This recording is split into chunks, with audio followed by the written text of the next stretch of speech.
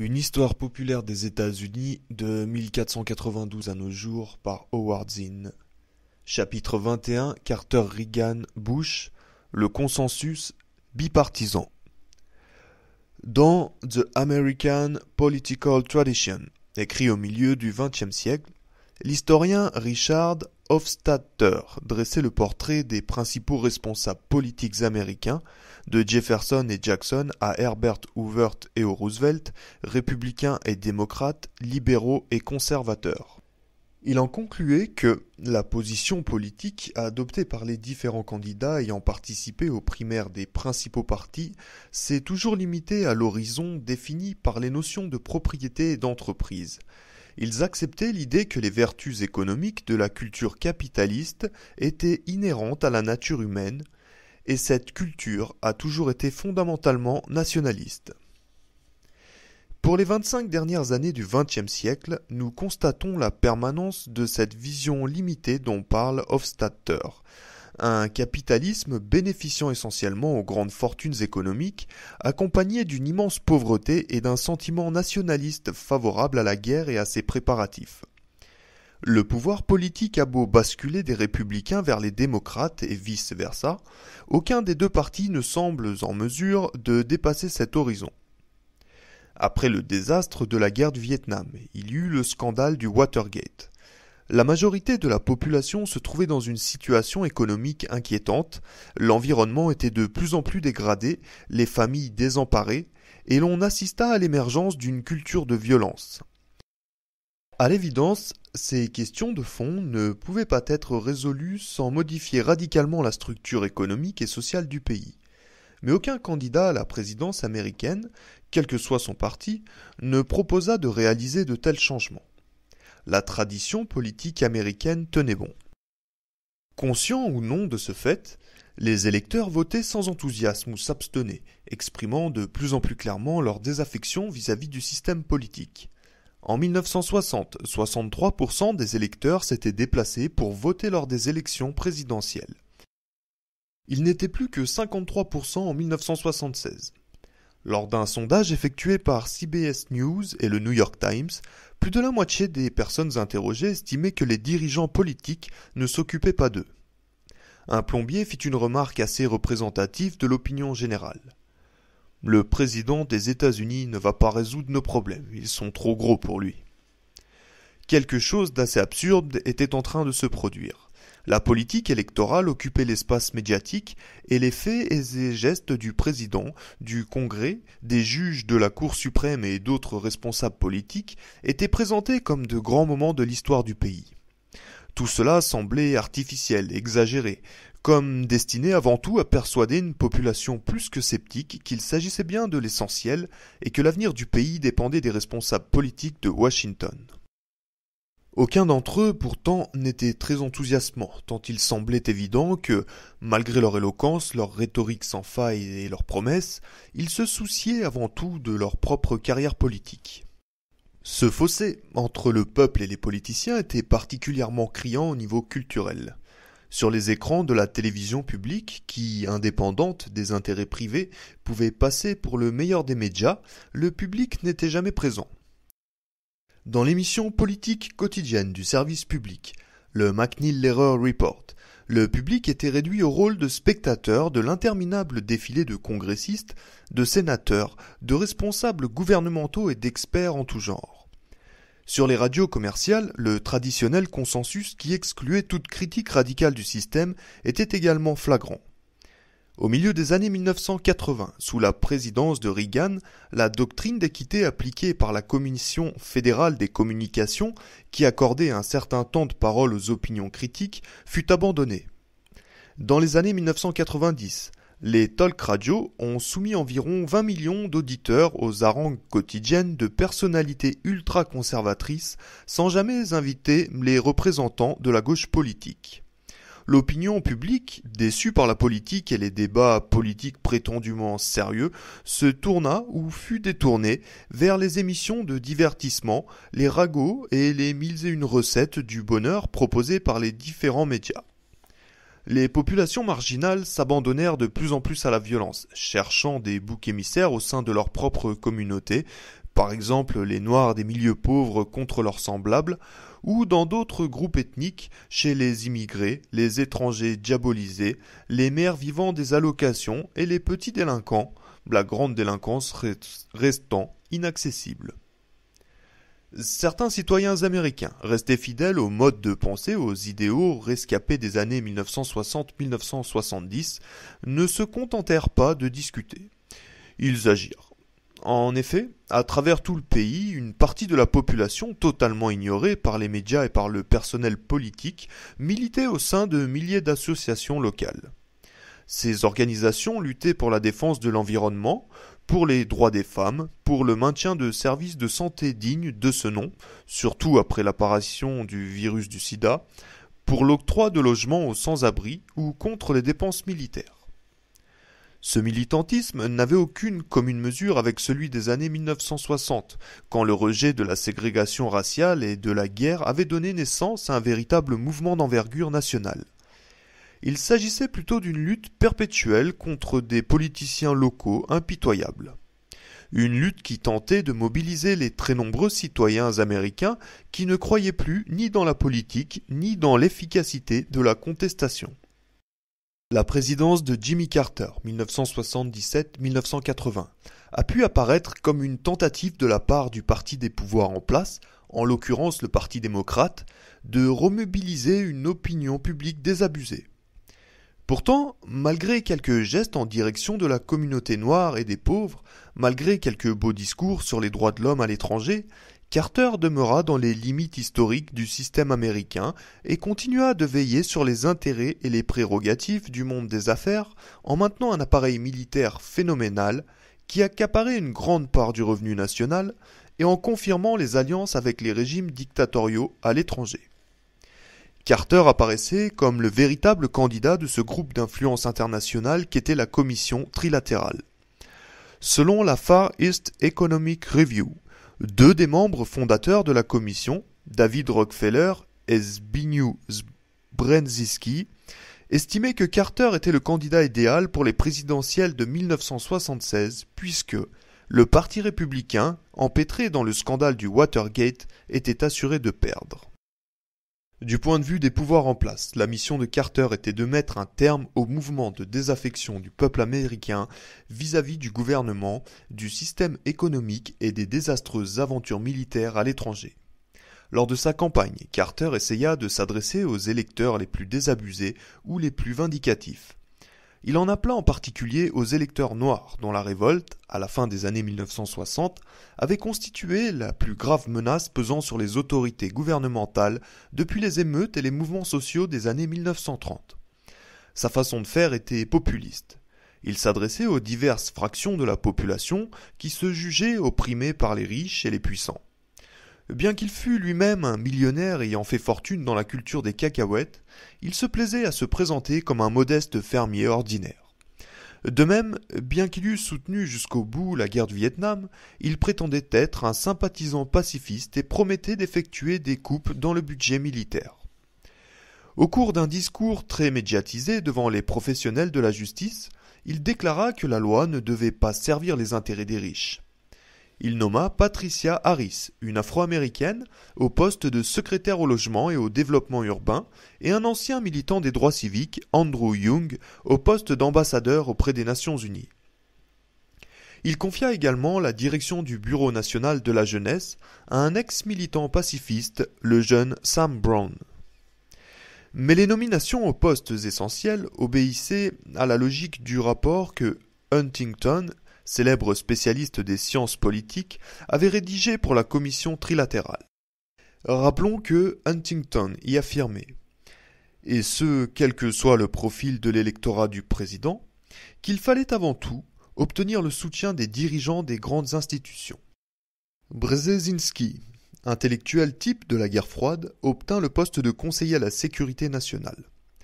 Selon les Pentagon Papers, le secrétaire à la défense de l'administration Carter, Harold Brown, avait envisagé pendant la guerre du Vietnam la suppression de toutes les contraintes imposées aux opérations de bombardement. Le secrétaire à l'énergie, James Schlesinger, ancien secrétaire à la défense de Nixon, avait fait à l'époque, selon un correspondant de presse à Washington, tout ce qui était en son pouvoir pour renverser la tendance à la baisse du budget militaire. En outre, Schlesinger était un fervent partisan de l'énergie nucléaire. Les autres membres de cette administration entretenaient des liens étroits avec le milieu des affaires. Un analyste financier écrivit, peu après l'élection de Carter: « Jusqu'à présent, les décisions, les déclarations et en particulier les nominations de M. Carter se sont révélées très rassurantes pour la communauté des entrepreneurs. » Un journaliste chevronné de Washington, Tom Wicker, confirmait qu'il était parfaitement clair que M. Carter avait choisi jusqu'ici de rassurer Wall Street. Carter se lança également dans une politique des plus sophistiquées à l'égard des gouvernements dictatoriaux à l'étranger. Par l'intermédiaire de son ambassadeur auprès des Nations Unies, Andrew Young, il fit en sorte que les États-Unis soient vus d'un meilleur œil par les pays africains et insista pour que l'Afrique du Sud assouplisse sa politique envers sa population noire. Des raisons strictement stratégiques rendaient absolument nécessaire une pacification de la situation sud-africaine. L'Afrique du Sud était un des pivots du système radar d'observation et de renseignement. En outre, ce pays accueillait d'importants investissements américains et était l'une des principales sources de matières premières pour l'Amérique, le diamant en particulier. Les États-Unis souhaitaient par-dessus tout un gouvernement stable en Afrique du Sud. Or, la répression continuelle des populations noires risquait d'y entraîner une guerre civile. Ce raisonnement valait également pour d'autres pays dont l'importance stratégique imposait des avancées dans le domaine des droits civiques. Néanmoins, comme la nécessité pratique l'emportait sur toute autre considération, il suffisait d'effectuer des changements de nature purement symbolique. Au Chili, par exemple, on libéra une poignée de prisonniers politiques.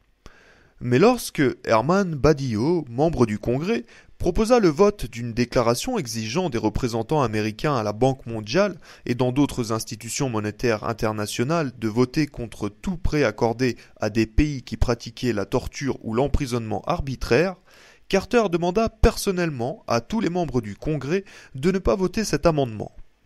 L'amendement l'emporta par une voix à la Chambre des représentants, mais fut rejeté par le Sénat. Avec Carter, les États-Unis continuèrent de soutenir, partout à travers le monde, des régimes qui emprisonnaient leurs dissidents, pratiquaient la torture et massacraient leur population, tels les Philippines, l'Iran, le Nicaragua et l'Indonésie, qui mena au Timor oriental une campagne de massacre qui s'apparentait à un génocide. The New Republic, magazine supposé se situer à gauche sur l'échiquier politique, approuvait avec fermeté la politique de Carter. La politique étrangère américaine perpétuera au cours des 4 années à venir la doctrine pratiquée pendant les années Nixon-Ford. Ce n'est pas une perspective négative, il devait y avoir continuité en ce domaine. Cela fait partie du processus historique. Carter prétendait être proche des mouvements pacifistes.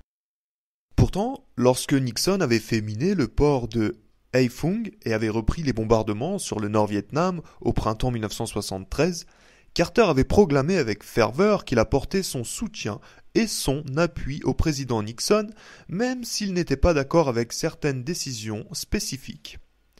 Élu, Carter refusa l'aide américaine à la reconstruction du Vietnam, bien que le pays eût été complètement ruiné par les bombardements américains. Au cours d'une conférence de presse, Carter déclara même que les États-Unis n'avaient aucune obligation particulière envers le Vietnam, la destruction ayant été mutuelle. Si l'on considère que les États-Unis, après avoir fait parcourir la moitié du globe à sa phénoménale force de frappe et à 2 millions de soldats, avaient totalement ruiné, à l'issue d'une guerre de 8 années, un minuscule pays et y avaient causé plus d'1 million de morts, cette déclaration est proprement stupéfiante. Il fallait que les générations futures ne puissent pas considérer cette guerre telle qu'elle apparaissait pourtant clairement dans les Pentagon Papers du département à la défense, c'est-à-dire comme une agression pure et simple motivée par des intérêts stratégiques et commerciaux. Il fallait qu'elle y voie plutôt une malencontreuse erreur. Noam Chomsky, l'un des plus célèbres activistes contre la guerre du Vietnam, a étudié la manière dont, en 1978, l'histoire de cette guerre était présentée dans les principaux médias. Il se rendit compte qu'on niait la réalité historique et qu'on l'a remplacée par des faits beaucoup plus confortables, ramenant les leçons de l'histoire à des catégories socialement neutres telles que l'erreur, l'ignorance ou le coup. L'administration Carter tenta manifestement de freiner la désaffection du peuple américain consécutive à la guerre du Vietnam en mettant en place des politiques étrangères plus acceptables, c'est-à-dire moins franchement agressives. D'où l'accent mis sur les droits de l'homme, les pressions exercées sur l'Afrique du Sud et le Chili afin qu'ils libéralisent leur politique. Toutefois, après un examen minutieux, il apparaît que cette libéralisation était en fait destinée à conserver intacte l'autorité et l'influence militaire et commerciale de l'Amérique sur l'ensemble du monde. Les renégociations du traité concernant le canal de Panama avec la minuscule République de Panama en est une parfaite illustration. Le canal de Panama économisait 1,5 milliard de dollars de taxes portuaires par an aux compagnies américaines et les États-Unis encaissaient 150 millions de dollars de droits de passage sur lesquels ils prélevaient 2,3 millions de dollars environ au profit du gouvernement panaméen, tout en maintenant 14 bases militaires sur le territoire de cette république. En 1903, les États-Unis avaient fomenté en Colombie une révolution à l'issue de laquelle ils avaient inventé la petite république du Panama et établi un traité leur accordant des bases militaires sur le territoire panaméen et surtout la gestion perpétuelle du canal. En 1977, à la suite d'un mouvement de révolte anti-américain au Panama, l'administration Carter décida de renégocier le traité. Dans sa grande naïveté, le New York Times écrivit alors: après avoir volé ce canal, nous effaçons aujourd'hui de nos livres d'histoire les traces de ce crime. Plus prosaïquement, en 1977, le canal avait perdu de son importance stratégique.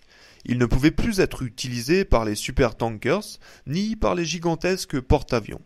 Ce fut surtout cette raison, ajoutée aux émeutes anti-américaines au Panama, qui conduisit l'administration Carter, contre l'avis des conservateurs, à négocier un nouveau traité prévoyant un démantèlement progressif des bases américaines, qu'on pouvait d'ailleurs fort bien déplacer à proximité dans la région.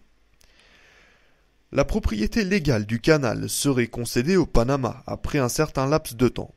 Le traité comportait, en termes vagues, quelques clauses pouvant servir à une intervention militaire américaine sous certaines conditions.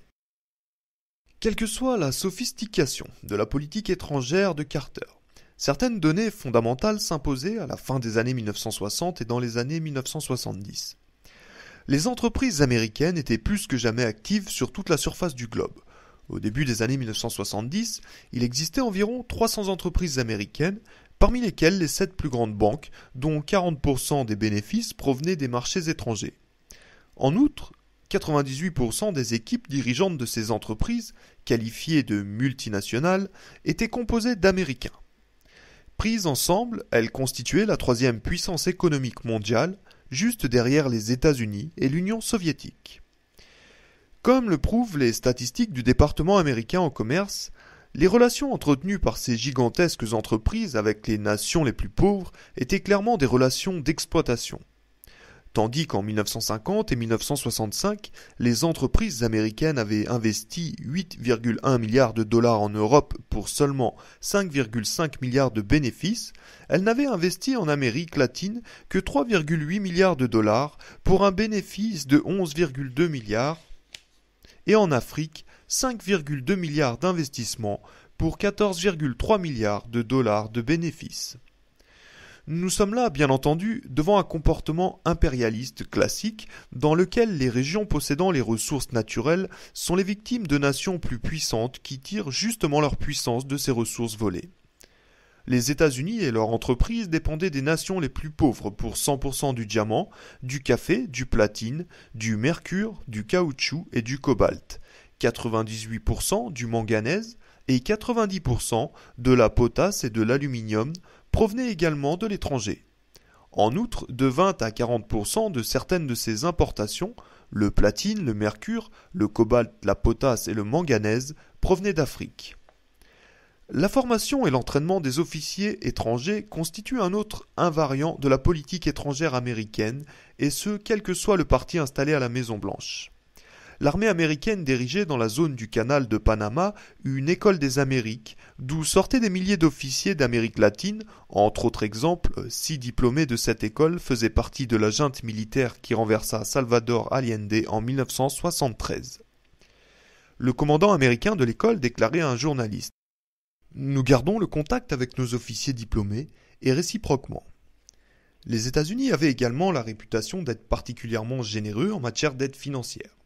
Ils avaient en effet apporté régulièrement leur soutien aux victimes de différentes catastrophes. Mais cette aide dépendait la plupart du temps de la loyauté politique des victimes. Suite à 6 années de sécheresse en Afrique de l'Ouest, 100 000 Africains furent victimes de la famine. Un rapport du Carnegie Endowment révéla que l'Agence américaine pour le développement international s'était révélée inefficace et particulièrement négligente en ce qui concernait l'aide aux populations nomades du Sahel, région qui s'étend sur 6 pays d'Afrique occidentale. Pour toute réponse, l'agence déclara que ces pays n'avaient pas de liens historiques, économiques ou politiques suffisants avec les États-Unis. Début 1975, selon une dépêche de Washington, le secrétaire d'État américain Henry Kissinger avait officiellement annoncé la mise en place d'une politique de sélection concernant l'aide apportée aux pays étrangers. Ceux qui se seraient rangés contre les États-Unis lors de votes aux Nations Unies verraient la contribution américaine diminuer. Dans certains cas, ces restrictions concernaient également la nourriture et l'aide humanitaire. Toutefois, la majeure partie de l'aide américaine était militaire. En 1975, les États-Unis exportaient pour 9,5 milliards de dollars d'armement. Malgré la promesse de l'administration Carter d'arrêter la vente d'armes au régime autoritaire, celle-ci se poursuivit à un rythme soutenu.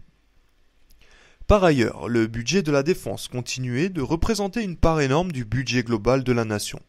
Pendant sa campagne électorale, Carter avait déclaré devant le comité du programme démocrate que, sans pour autant mettre en danger la défense de notre pays ni nos engagements vis-à-vis de nos alliés, il était possible de réduire les dépenses militaires actuelles de près de 5 à 7 milliards de dollars par an.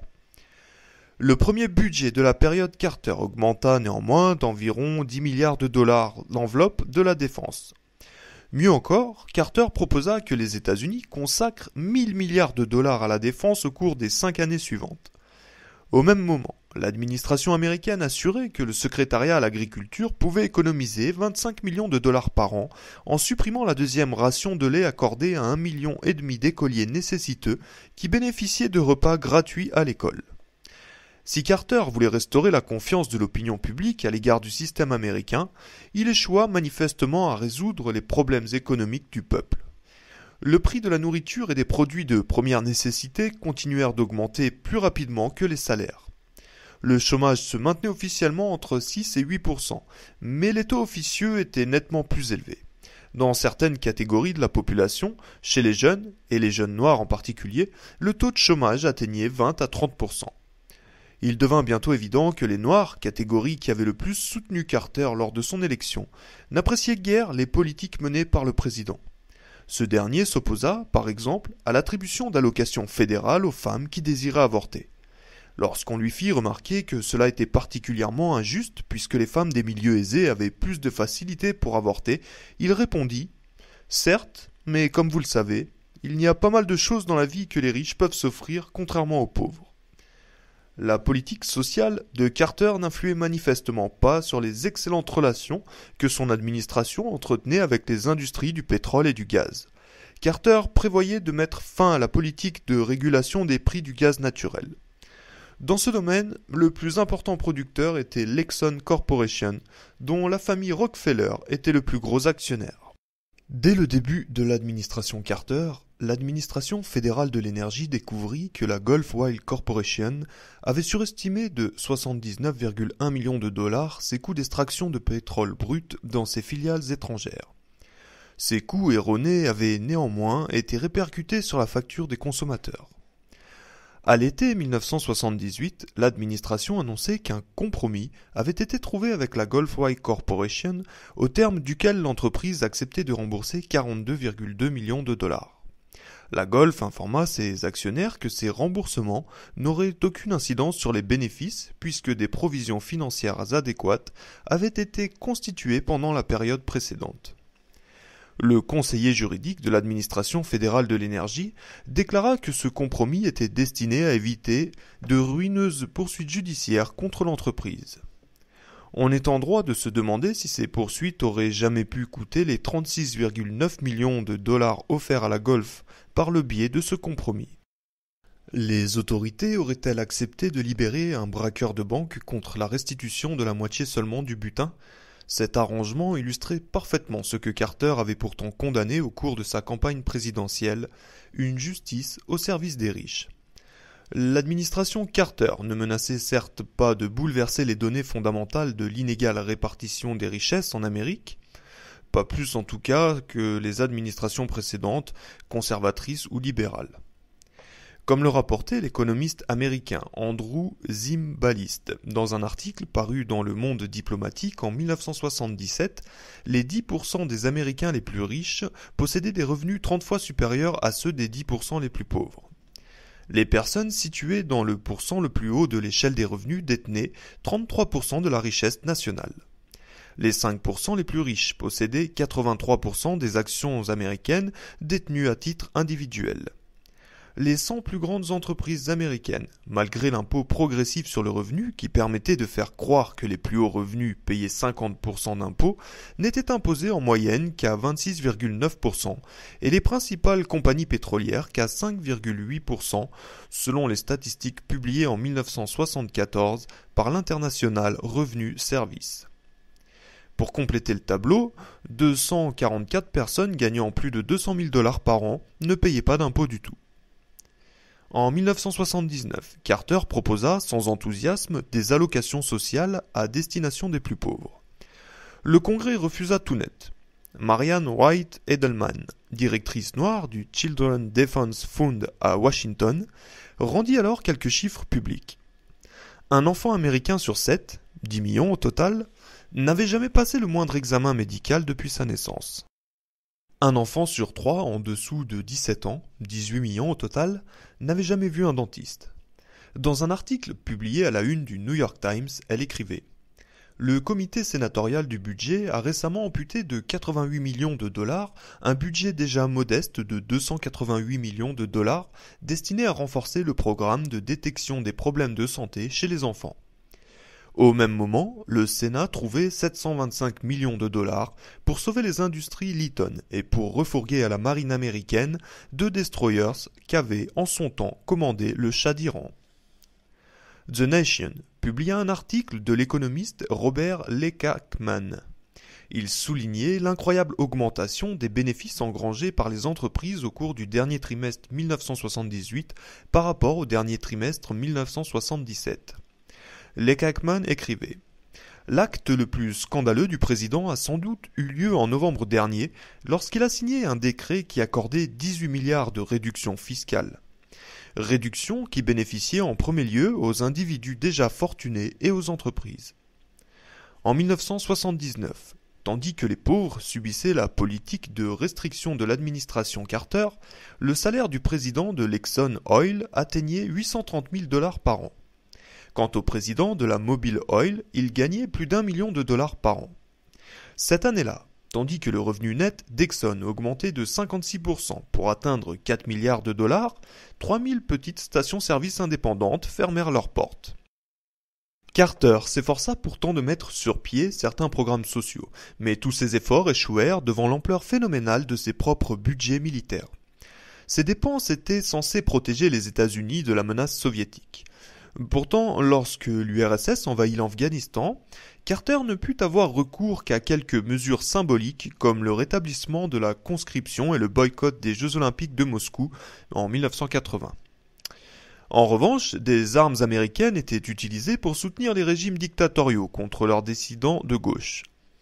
En 1977, un rapport de l'administration Carter destiné au Congrès reconnaissait assez franchement qu'un certain nombre de pays ayant un comportement déplorable en matière de droits de l'homme se trouvaient être également des pays dans lesquels nous avions des intérêts de politique étrangère et de sécurité à maintenir. Ainsi, au printemps 1980, Carter demanda-t-il au Congrès près de 5,7 millions de dollars en faveur de la junte militaire du Salvador confrontée à une révolte paysanne.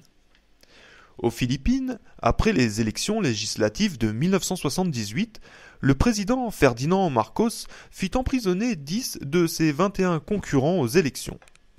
De nombreux prisonniers étaient torturés et de nombreux civils assassinés. Néanmoins, Carter demanda pour le régime de Marcos une aide militaire de 300 millions de dollars pour les 5 années suivantes. Au Nicaragua, les États-Unis avaient aidé à maintenir au pouvoir le dictateur Somoza pendant des décennies. En dépit de la faiblesse intrinsèque de ce régime et de la popularité des forces révolutionnaires qui le combattaient, l'administration Carter continua de soutenir la dictature de Somoza quasiment jusqu'à sa chute en 1979. En Iran, vers la fin de 1978, les longues années de ressentiment contre la dictature du Shah explosèrent dans de gigantesques manifestations populaires. Le 8 septembre 1978, des centaines de manifestants furent massacrés par les troupes du Shah. Le lendemain, selon une dépêche UIP en provenance de Téhéran, Carter renouvelait son soutien au Shah. Hier, les soldats ont tiré sur les manifestants pour la 3e fois en 3 jours.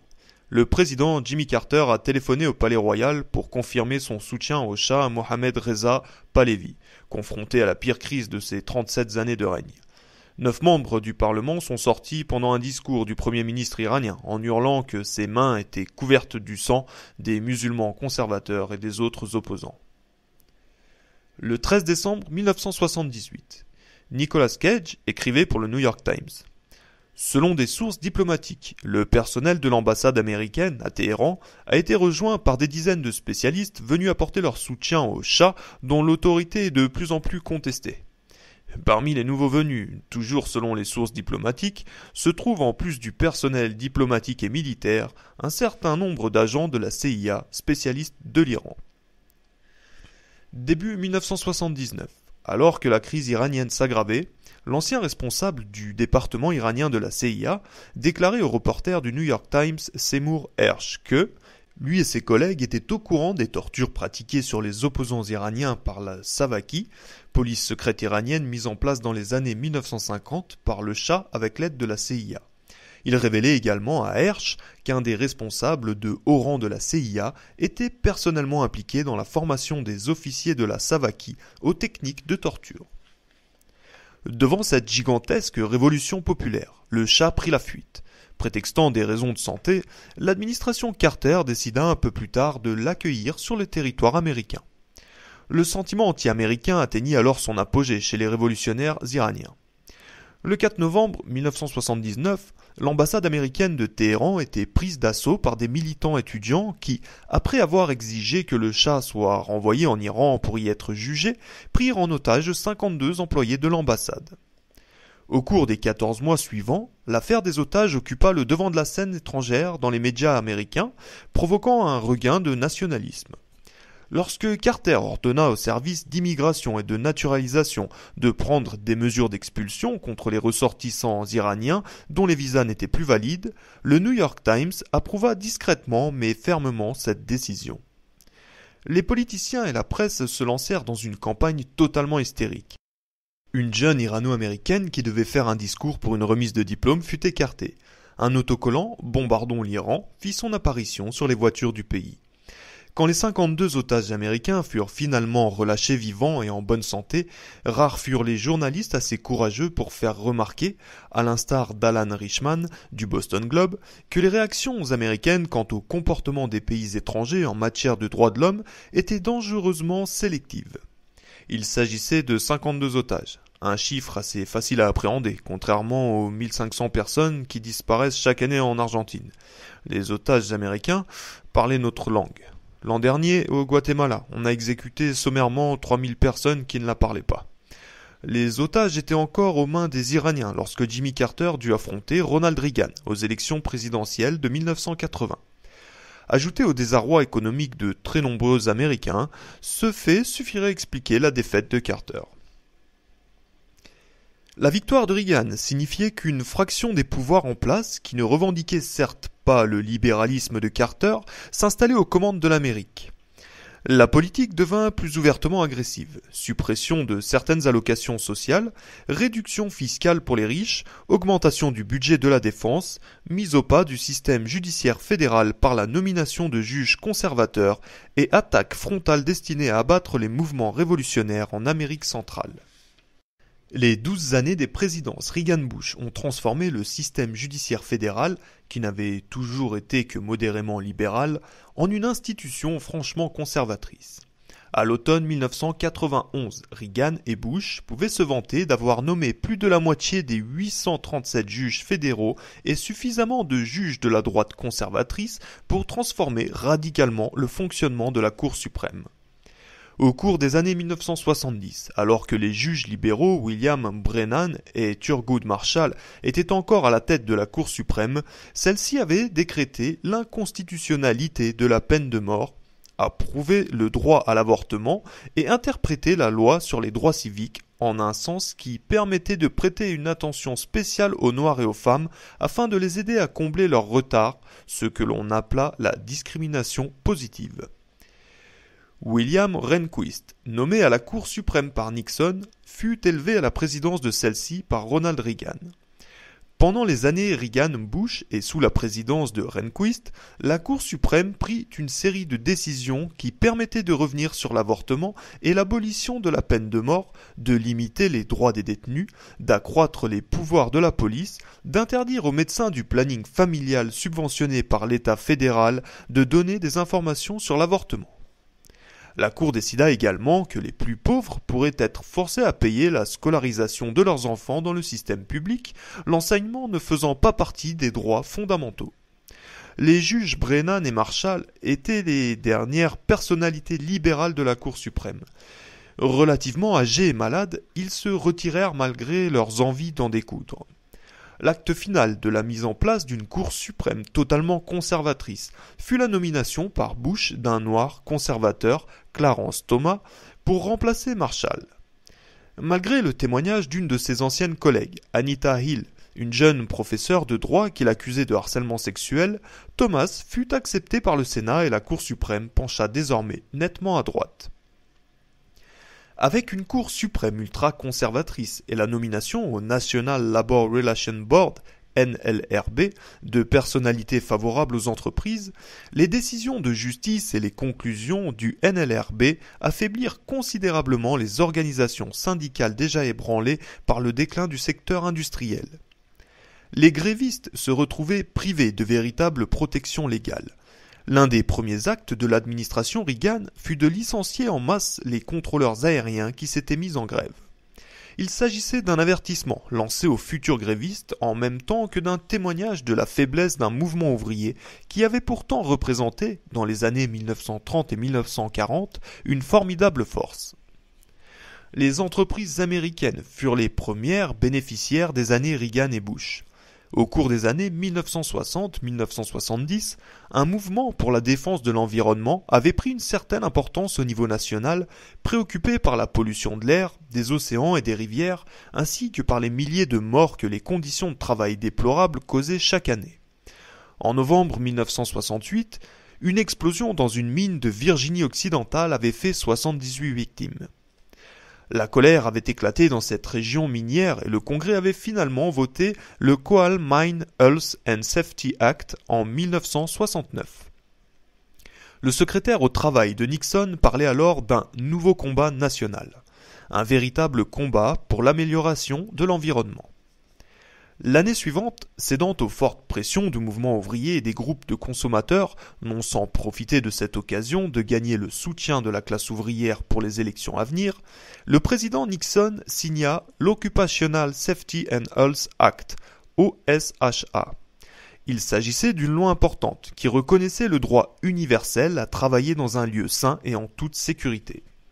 Cette loi instituait également un véritable appareil de mise en application des mesures envisagées. En revenant sur cette loi, quelques années plus tard, Herbert Stein, jadis président du comité économique de Nixon, regrettait que les forces engagées dans la réglementation gouvernementale n'aient jamais pu être maîtrisées par l'administration Nixon. En prenant ses fonctions, Carter vanta les mérites de l'OSHA, tout en souhaitant surtout satisfaire les milieux industriels. La femme qu'il nomma à la tête de l'OSHA, Eula Bingham, se battit courageusement pour l'application de cette loi et remporta même quelques succès. Pourtant, à mesure que l'économie américaine montrait les signes d'une faiblesse due à l'inflation, à l'augmentation du prix du pétrole et à la hausse du chômage, Carter sembla de plus en plus soucieux des problèmes que posait cette loi. il commença par proposer d'assouplir les réglementations imposées aux entreprises et suggéra de laisser à ces dernières plus de liberté, quand bien même ces libertés seraient prises aux dépens des travailleurs et des consommateurs. Les réglementations environnementales furent victimes des analyses de type coût-profit, pour lesquelles la réglementation, assurant la santé et la sécurité de la population, ne valait certes pas ce qu'elle coûtait aux entreprises. Sous Reagan et Bush, l'économie, terme sous lequel on cachait mal la volonté de satisfaire les intérêts et d'accroître les bénéfices des entreprises, passait avant les préoccupations sociales des travailleurs et des consommateurs. Le président Reagan proposa de remplacer la mise en œuvre autoritaire de la législation environnementale par une approche volontariste qui laissait toute latitude dans ce domaine aux chefs d'entreprise. Il nomma à la tête de l'OSHA un homme d'affaires qui était franchement hostile. L'une de ses premières décisions fut d'ordonner la destruction de 100 000 brochures gouvernementales, soulignant les risques que faisaient courir aux travailleurs du textile les poussières de coton en suspension.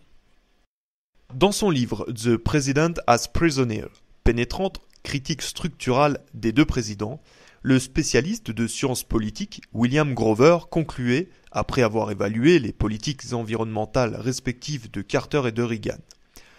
L'OSHA semble prise au piège d'une alternance de présidents libéraux qui veulent maintenir quelques programmes de santé et de sécurité, tout en ayant besoin de la croissance économique pour assurer leur survie politique, et de présidents conservateurs qui se focalisent presque exclusivement sur le facteur croissance de l'équation.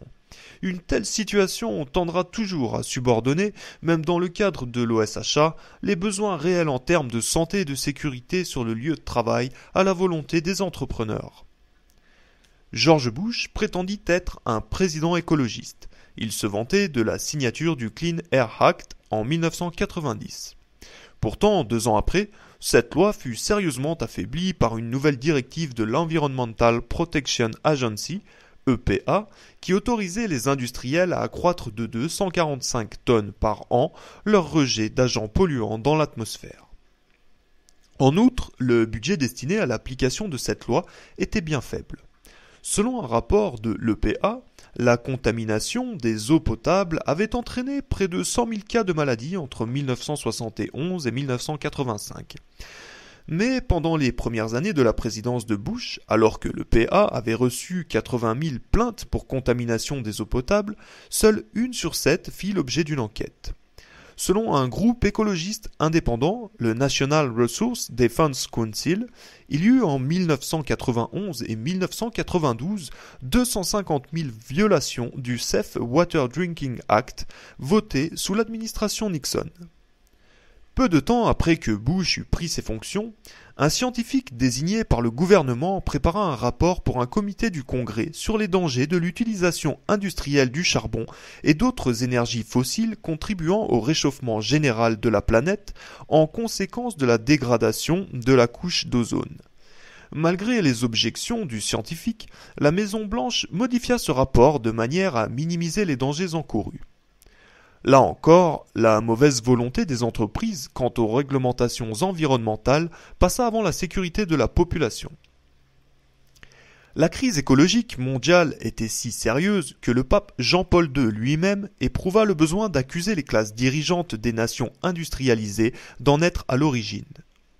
Aujourd'hui, la dramatique menace d'un désastre écologique nous apprend à quel point la cupidité et l'égoïsme, individuel ou collectif, sont contraires à l'ordre de la création. Lors des conférences internationales destinées à faire face au réchauffement de la planète, la communauté européenne et le Japon proposèrent de fixer des quotas et d'établir un calendrier pour réduire les émissions de dioxyde de carbone dont les États-Unis étaient, et sont toujours, les premiers responsables. Mais comme le faisait remarquer le New York Times à l'été 1991, l'administration Bush craignait que cela ne nuise à l'économie nationale à court terme pour d'incertains bénéfices climatiques à long terme. L'avis des scientifiques, pourtant assez clair sur les bénéfices à long terme de la réduction de ces émissions, n'y changea rien. Une fois de plus, cela passait après l'économie, c'est-à-dire l'intérêt des entreprises. À la fin des années 1980, il devint de plus en plus évident que les énergies renouvelables, eau, vent, soleil, étaient en mesure de produire plus d'énergie utilisable que les centrales nucléaires, dangereuses, coûteuses et génératrices de déchets radioactifs ingérables. Pourtant, les gouvernements Reagan et Bush amputèrent les budgets destinés à la recherche sur les énergies renouvelables. La réduction atteignit 90% sous Reagan. En juin 1992, plus d'une centaine de pays participèrent au Sommet de la Terre, une conférence environnementale organisée au Brésil. Les statistiques apportaient la preuve que l'ensemble des forces armées du monde étaient responsables des 2/3 des émanations détériorant la couche d'ozone. Proposition fut faite que le Sommet de la Terre étudie les responsabilités du secteur militaire dans la dégradation de l'environnement. La délégation américaine s'y opposa, elle fut donc rejetée. La préservation d'un phénoménal appareil militaire et celle du niveau de profit des firmes pétrolières constituaient bien deux objectifs conjoints des administrations Reagan et Bush. Juste après que Reagan eut pris ses fonctions, un groupe de 23 présidents de firmes pétrolières contribua à hauteur de 270 000 $ à la réfection des appartements privés de la Maison-Blanche. Selon l'Associated Press, cette décision fut prise 4 semaines après la décision du président de déréglementer les prix du pétrole. Une décision qui rapporte 2 milliards de $ à l'industrie pétrolière. Jack Hodge, propriétaire de la Core Oil & Gas Company, a affirmé que l'homme le plus important de ce pays se devait de vivre dans l'une des plus belles maisons du pays. Monsieur Reagan a donné un bon coup de main à l'industrie du pétrole. Dans sa volonté de renforcer l'appareil militaire, plus de 1000 milliards de $ au cours des 4 premières années de sa présidence, Reagan essaya de trouver de l'argent en réduisant de façon drastique l'aide sociale destinée aux populations les plus défavorisées. En 1984, les États-Unis réalisèrent 140 milliards d'économies sur les programmes sociaux. Parallèlement, ils dépensèrent 181 milliards de $ pour la défense. Durant la même période, Reagan proposa également des réductions fiscales de 190 milliards, dont la plupart bénéficiaient aux riches. En dépit de ces réductions fiscales et de l'augmentation du budget militaire, Reagan assurait que le budget de la nation serait tout de même équilibré, puisque les réductions fiscales ne manqueraient pas de stimuler l'économie, créant par là même de nouvelles sources de revenus. Le prix Nobel d'économie Wassily Leontief commenta sèchement cette affirmation. Il y a peu de chances que ça marche, et je peux même vous assurer personnellement que cela ne marchera pas. En effet, les données du département au commerce pendant ces périodes de réduction fiscale 1973, 1975 et 1979-1982 ne révèlent aucune augmentation des capitaux investis. Elles montrent au contraire un véritable effondrement. En revanche, la relative augmentation des investissements de capitaux entre 1975 et 1979 correspond exactement à la période durant laquelle le niveau d'imposition des entreprises fut légèrement plus élevé que les 5 années précédentes. Les conséquences humaines et sociales des réductions de budget effectuées par Reagan étaient profondes. Par exemple, 350 000 personnes se virent retirer l'aide sociale aux personnes handicapées. Un homme qui avait été gravement blessé sur un site d'extraction pétrolière dut reprendre le travail après que le gouvernement fédéral eut rejeté non seulement l'avis de son médecin, mais également celui d'un expert gouvernemental ayant confirmé que l'homme était trop handicapé pour retourner au travail. Quand le malade en question décéda, les autorités fédérales se contentèrent de reconnaître qu'ils allaient avoir un sérieux problème de communication. Roy Benavidez, un héros de la guerre du Vietnam qui avait reçu des mains même de Ronald Reagan la médaille d'honneur du Congrès, s'entendit dire par les services sociaux que les éclats d'obus qu'il avait encore dans le cœur, les bras et les jambes ne l'empêchaient pas de travailler. Lorsqu'il comparut devant un comité du Congrès, il critiqua amèrement le président. Le chômage augmenta sous la présidence de Reagan. En 1982, 30 millions de personnes connaissaient annuellement le chômage intégral ou partiel. En conséquence, 16 millions d'Américains perdirent leur assurance médicale, la plupart du temps liée au fait d'avoir un travail.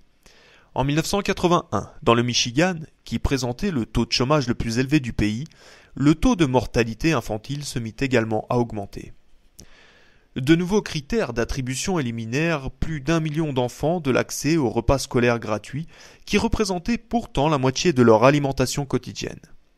Des millions d'enfants firent leur entrée dans la catégorie officielle des pauvres, et bientôt un quart des enfants américains, 12 millions au total, vécurent effectivement dans la pauvreté. Dans certains quartiers de Détroit, un tiers des enfants mouraient avant d'avoir atteint leur premier anniversaire. Le New York Times affirmait: au regard de ce que vivent ceux qui ont faim en Amérique, cette administration ne peut éprouver que de la honte.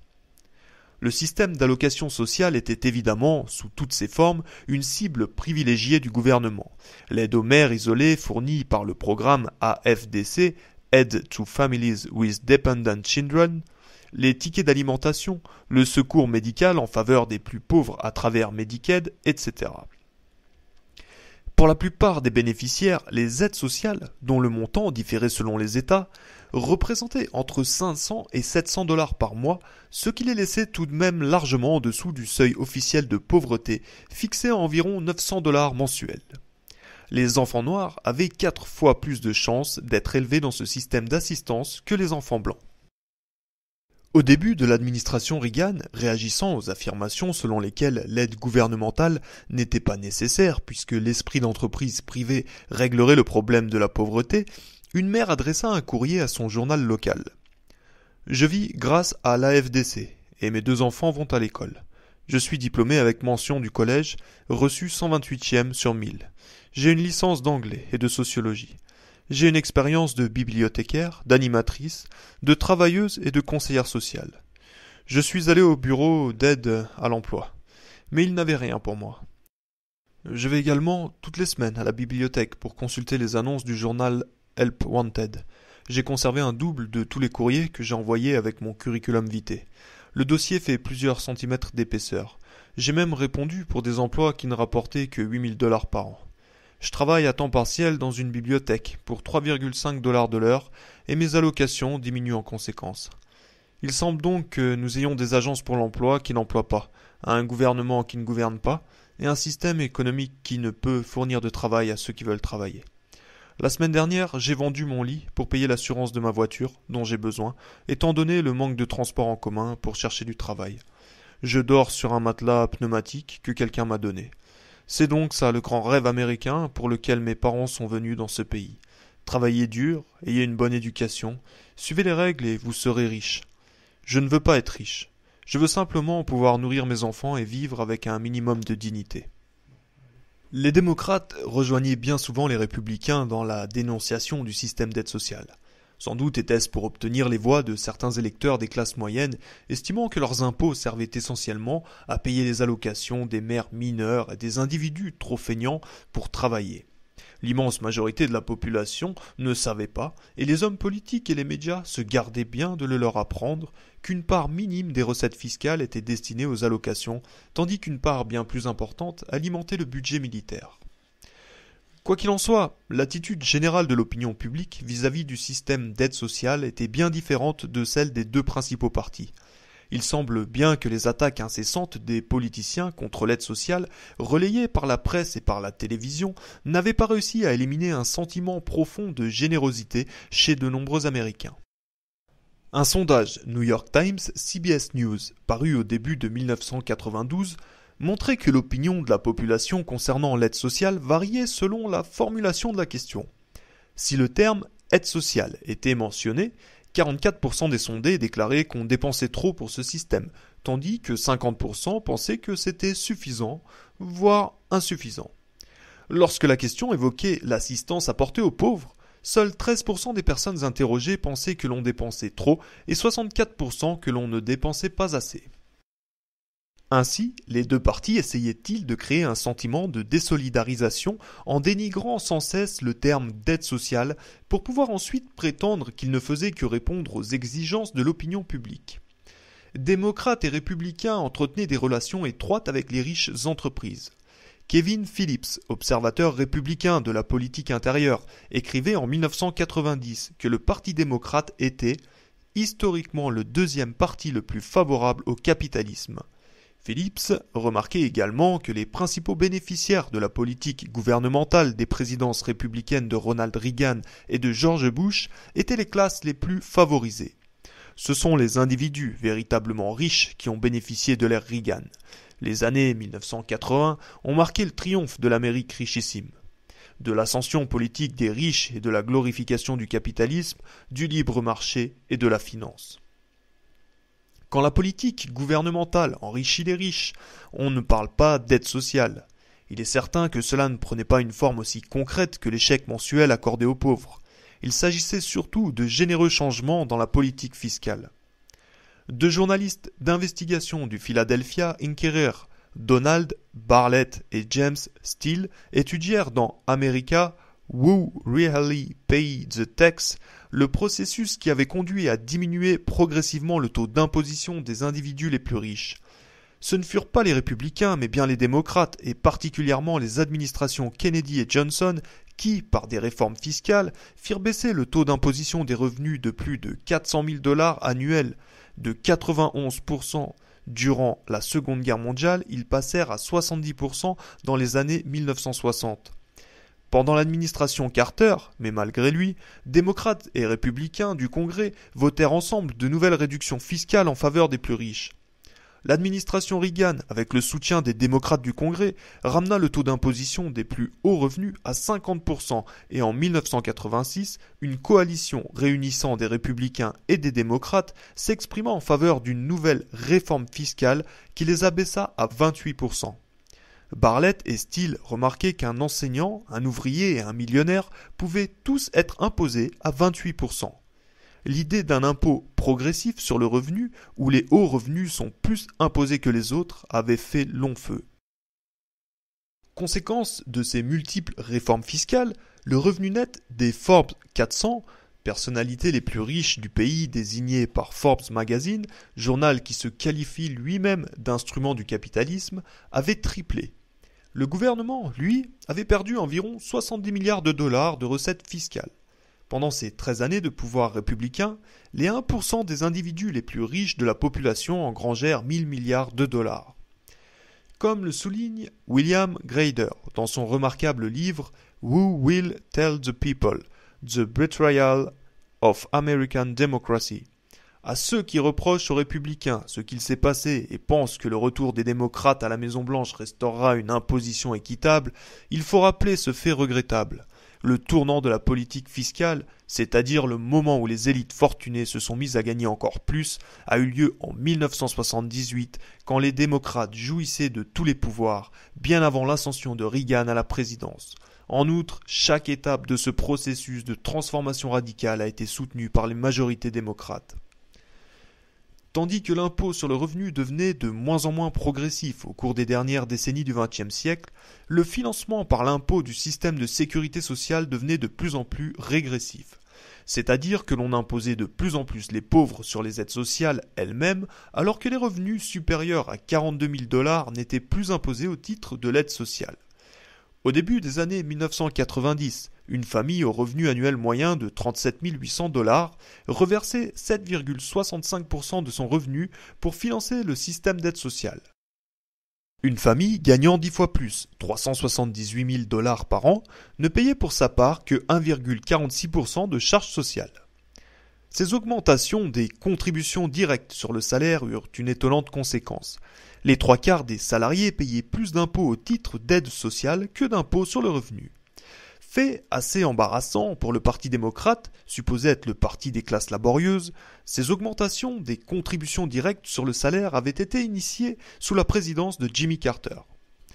Lorsque dans un tel système bipartisan, les deux partis se moquent de l'opinion publique, les électeurs ne savent plus vers qui se tourner.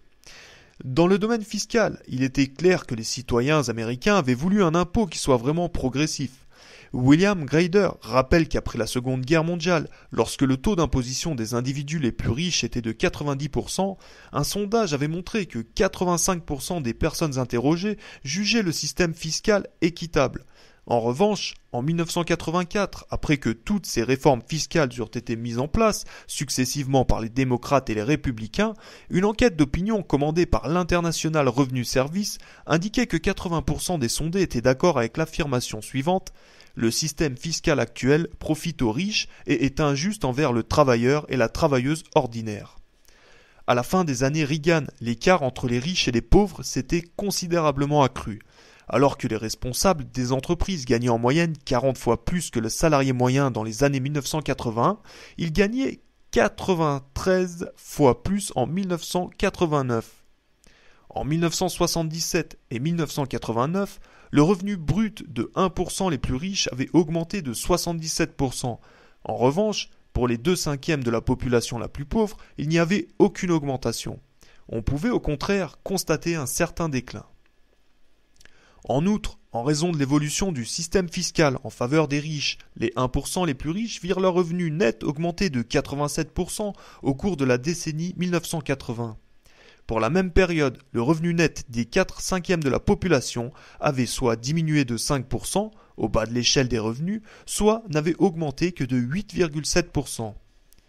Si parmi les plus bas revenus tout le monde éprouvait des difficultés, la plus importante dégradation du niveau de vie touchait particulièrement les Noirs, les Hispaniques, les femmes et les jeunes.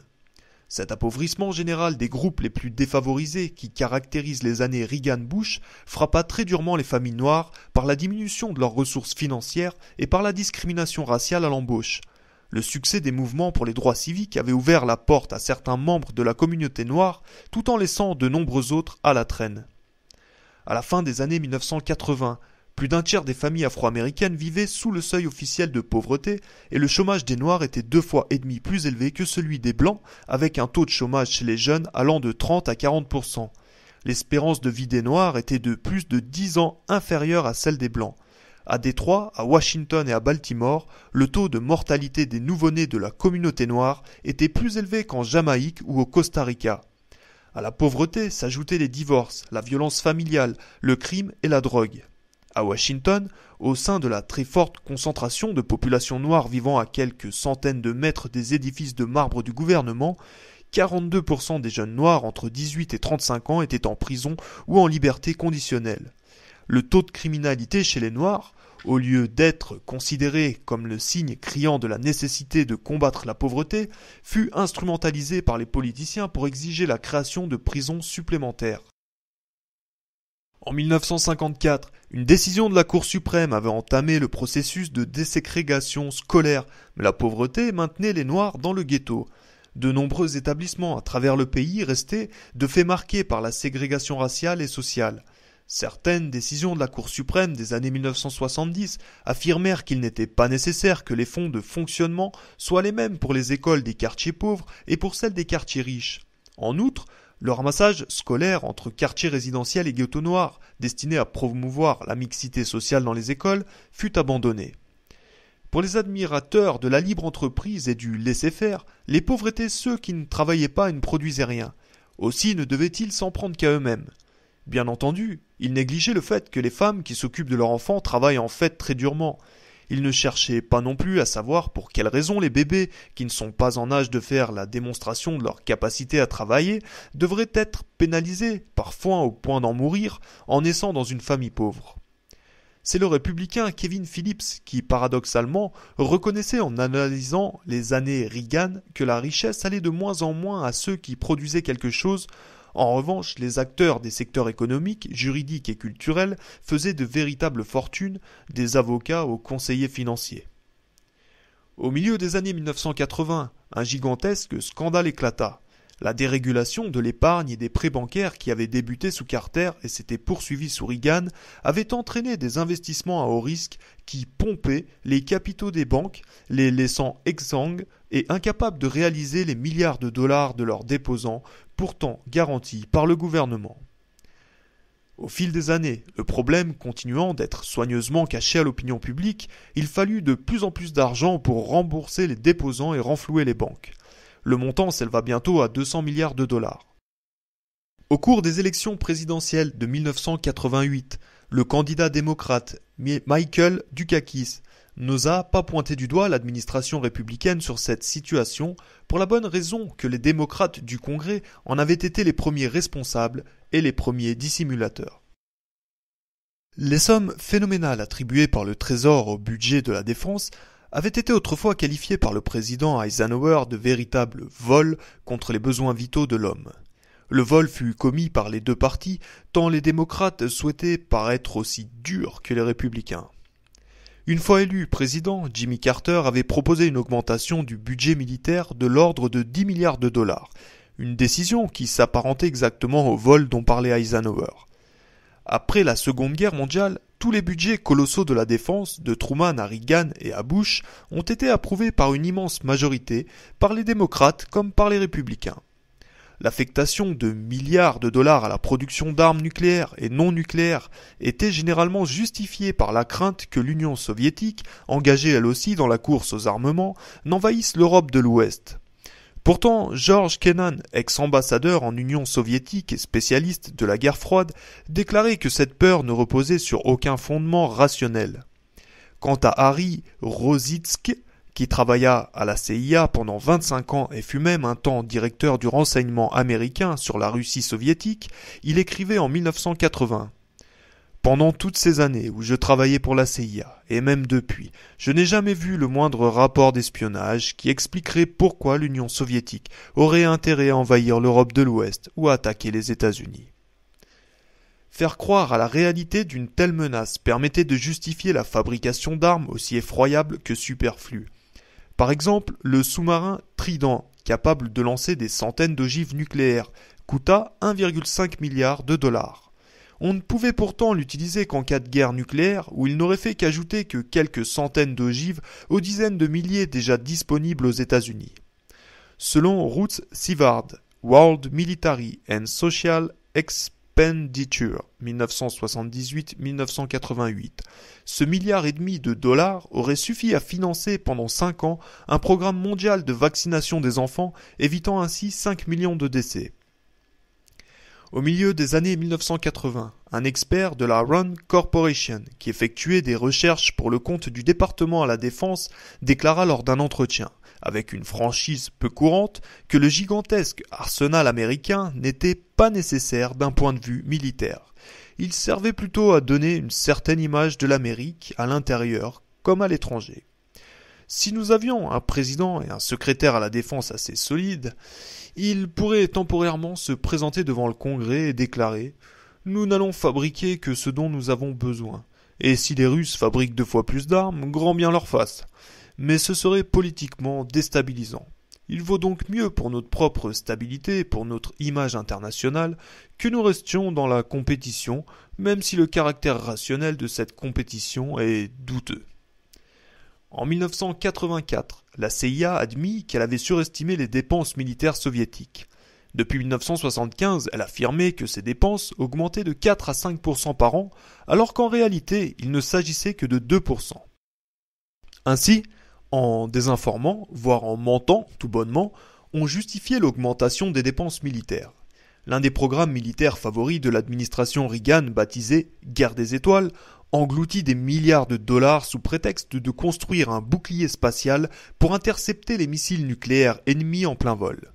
Les 3 premiers essais se soldèrent par des échecs technologiques. Un 4e essai fut entrepris qui devait décider du financement définitif du programme.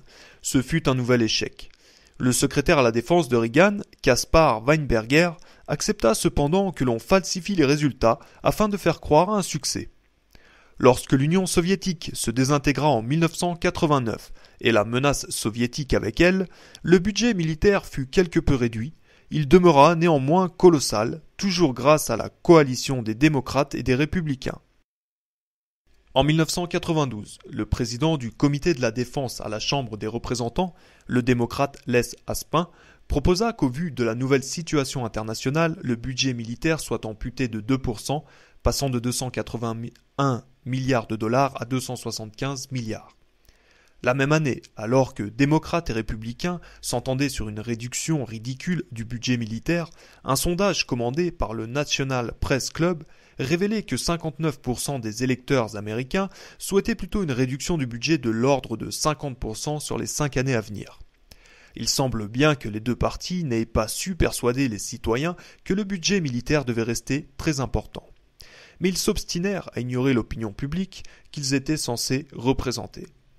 À l'été 1992, les démocrates et les républicains du Congrès votèrent ensemble contre un projet de transfert de fonds du budget de la défense vers celui des affaires sociales. En revanche, ils affectèrent 120 milliards de dollars supplémentaires à la défense de l'Europe, que tout le monde jugeait pourtant n'être plus en danger, pour autant qu'elle n'eût jamais été un seul jour pendant la guerre froide. Le même consensus bipartisan valait également pour la politique étrangère. Au cours des années Reagan-Bush, les gouvernements américains firent preuve d'une particulière agressivité dans leur usage de la force. Cette agressivité se concrétisait soit par des interventions assumées, soit par un soutien plus ou moins avoué à des dictatures d'extrême droite proches des États-Unis. Reagan accéda au pouvoir juste après une révolution au Nicaragua, au cours de laquelle le mouvement populaire sandiniste, d'après Augusto Sandino, héros révolutionnaire des années 1920, avait renversé la dynastie corrompue des Somoza, soutenue depuis toujours par les États-Unis. Les sandinistes, une coalition de marxistes, de prêtres de gauche et de divers mouvements nationalistes, commencèrent à attribuer des terres aux paysans et à promouvoir l'alphabétisation et la santé chez les populations les plus pauvres. L'administration Reagan, voyant là une menace communiste et un défi lancé à la suprématie américaine en Amérique centrale, décida immédiatement de renverser le gouvernement sandiniste. Elle se lança dans une guerre secrète par l'intermédiaire de la CIA qui organisa une force contre-révolutionnaire, la Contra, dont la plupart des responsables étaient d'anciens officiers de la garde nationale de Somoza, détestés par le peuple nicaraguayen. Les Contras, ne semblant pas bénéficier d'un quelconque soutien populaire au Nicaragua, ils étaient concentrés sur la frontière avec le Honduras, un pays très pauvre dominé par les États-Unis. Du Honduras, les Contras passaient la frontière pour effectuer des raids sur les fermes et les villages, tuant hommes, femmes et enfants et commettant les pires atrocités. Un ancien colonel des Contras, Eduardo Chamorro, témoigna plus tard devant la Cour internationale de justice. La CIA nous avait dit que la seule manière de battre les sandinistes était d'utiliser la tactique des guérillas communistes partout dans le monde. Tuer, prendre des otages, piller, torturer. De nombreux civils ont été assassinés de sang-froid. Beaucoup d'autres ont été torturés, mutilés, violés ou maltraités. Quand j'ai accepté de rejoindre les Contras, j'ai espéré que ce serait une force composée en majorité de Nicaraguayens. Finalement, nous n'étions qu'un instrument du gouvernement américain. Les enquêtes d'opinion apportant la preuve que les Américains ne voulaient pas d'une intervention militaire, les activités américaines au Nicaragua restèrent confidentielles. En 1984, la CIA utilisa des agents latino-américains pour dissimuler son application dans le sabotage des ports nicaraguayens. Lorsque l'information commença pourtant à circuler, le secrétaire à la Défense, Weinberger, déclara sur ABC News que les États-Unis n'avaient tant rien à voir avec ce sabotage. La même année, sous la pression de l'opinion publique et se souvenant de la guerre du Vietnam, le Congrès interdit le soutien, direct ou indirect, aux opérations militaires ou paramilitaires au Nicaragua. L'administration Reagan décida d'ignorer cette loi et chercha les moyens de financer secrètement les Contras en trouvant un intermédiaire. Reagan demanda personnellement une contribution d'au moins 32 millions de dollars à l'Arabie saoudite. La dictature bienveillante du Guatemala fut également utilisée pour fournir subrepticement des armes aux Contras. Israël, dépendant des États-Unis et toujours prêt à apporter son soutien, fut également de la partie. En 1986, un magazine libanais livra une information qui fit sensation. Des armes avaient été vendues par les États-Unis à l'Iran, ennemi déclaré de l'Amérique, en échange de la libération d'un certain nombre d'otages détenus par des mouvements musulmans extrémistes au Liban. Les bénéfices de cette vente avaient servi à acheter des armes aux Contras. Pendant une conférence de presse en novembre 1986, le président Reagan fut interrogé sur cette affaire. Il mentit 4 fois. Il prétendit que le chargement pour l'Iran consistait en quelques missiles anti-chars, il y en avait en fait 2000, que les États-Unis n'interdisaient pas les livraisons effectuées par des tiers, que les armes n'avaient pas été échangées contre la libération des otages, et enfin que l'objectif de la transaction était de promouvoir le dialogue avec les Iraniens modérés. Un mois auparavant, lorsqu'un avion de transport acheminant des armes au contraste avait été abattu par l'armée nicaraguayenne et son pilote américain capturé, on n'avait pas non plus cessé de mentir. Le sous-secrétaire d'État Elliott Abrams mentit. Le secrétaire d'État Schultz mentit. Aucun lien avec le gouvernement des États-Unis. On eut pourtant bientôt la preuve que le pilote travaillait pour la CIA. Toute cette affaire Iran-Contras offrait la parfaite illustration de la double ligne de défense traditionnellement utilisée par l'appareil d'État américain. D'abord, nier la vérité. Ensuite, si cela ne marche pas, lancer une enquête mais en lui imposant des limites strictes. La presse rendait compte, mais sans jamais aller jusqu'au cœur du problème. Une fois que le scandale eut éclaté au grand jour, ni les comités d'investigation du Congrès, ni la presse, ni même le procès du colonel Oliver North, qui supervisa toute l'opération de soutien au Contras, ne soulevèrent la question cruciale. Quelles sont les vraies motivations de la politique étrangère américaine ?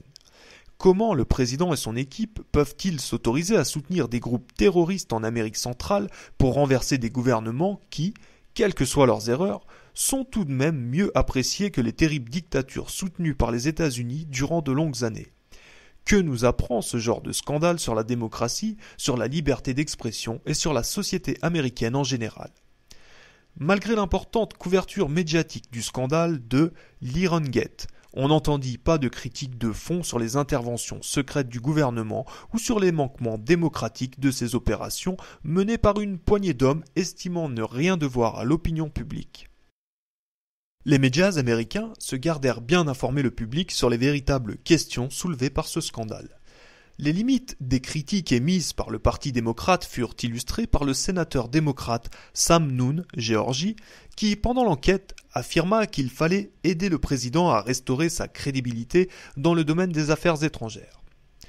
D'autres démocrates se permirent tout de même quelques critiques, ce que déplora James Q. Wilson, professeur à Harvard et membre du Foreign Intelligence Advisory Board de Reagan. Wilson déplorait cette atteinte au consensus bipartisan qui évoquait pourtant fortement le parti unique des régimes totalitaires. Il s'inquiétait également beaucoup de notre incapacité à nous conduire comme une grande puissance. Il devint vite évident que le président Reagan et le vice-président Bush étaient impliqués dans le scandale de l'Irangate. Mais seuls quelques sous-fifres payèrent. Comme d'habitude, selon la tactique bien éprouvée, les plus hauts responsables, protégés par leurs subordonnés, purent se permettre de nier de manière plausible toute implication.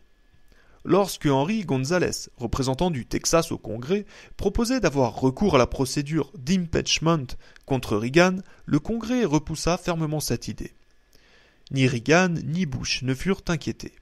Le comité du Congrès convoqua en revanche quelques acteurs subalternes de l'affaire. Certains d'entre eux furent reconnus coupables. L'un des condamnés, Robert McFarlane, ancien conseiller à la sécurité nationale de Reagan, fit une tentative de suicide.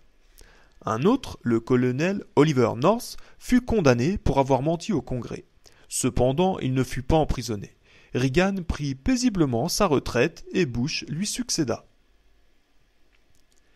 Assez ironiquement, un obscur citoyen d'une petite ville de l'Indiana, Odon, devint l'un des acteurs indirects de l'Irangate. Il s'agissait d'un jeune homme nommé Bill Breeden, ancien pasteur qui vivait dans un tipi avec sa femme et ses 2 enfants, dont il assurait personnellement l'éducation. La ville dans laquelle vivait Breeden était également celle de l'amiral John Poindexter, successeur de McFarlane au poste de conseiller de Reagan à la sécurité nationale. Ce Poindexter était lui-même sérieusement impliqué dans le scandale de l'Irangate.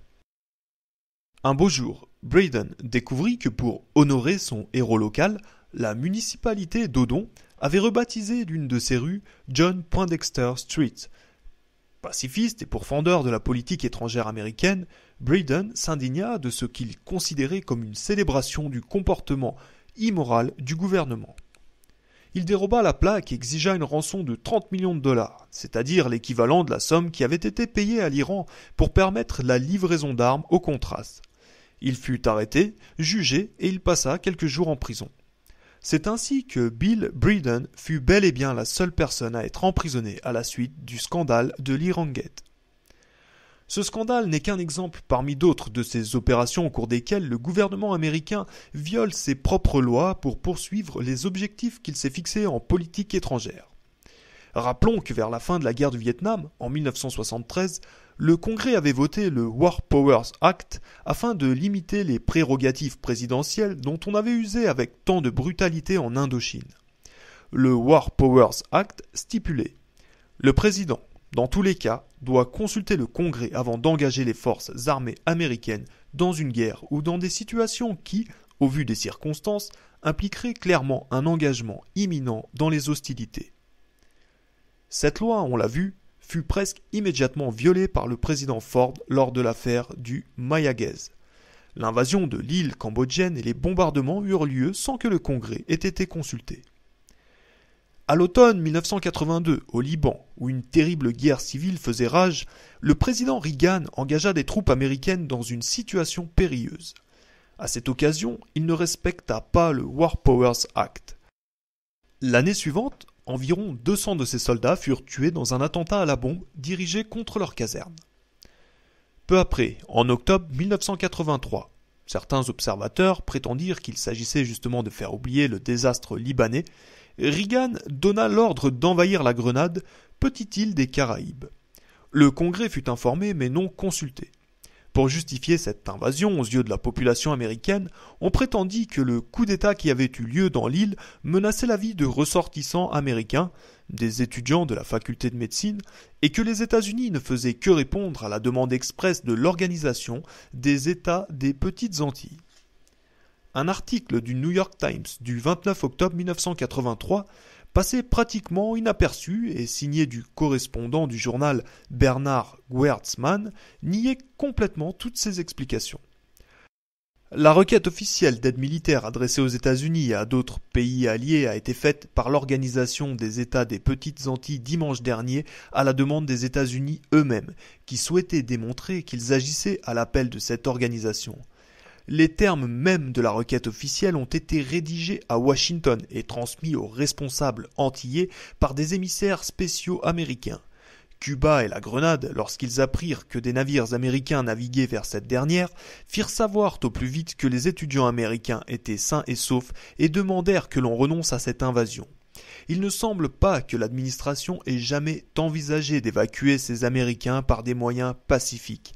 Certains responsables ont confirmé qu'il n'y avait pas eu de tentative de négocier avec les autorités de la Grenade. Nous sommes arrivés à temps, a affirmé le président. Un autre point reste sérieusement discutable. Les Américains présents sur l'île couraient-ils effectivement un risque justifiant une invasion ? Aucun responsable américain n'a jamais fourni le moindre preuve tangible qu'on les ait maltraités ni même qu'on les ait empêchés de partir. Selon un haut responsable américain qui se confia à Wertzman, la vraie raison de cette invasion était que les États-Unis, décidés à effacer la blessure de leur défaite au Vietnam, voulaient faire la démonstration qu'ils restaient une grande puissance. À quoi peuvent bien servir les manœuvres et les démonstrations de force si on ne s'en sert jamais ? Le lien entre l'intervention militaire américaine et la promotion de l'entreprise capitaliste a toujours été d'une évidence criante dans les Antilles.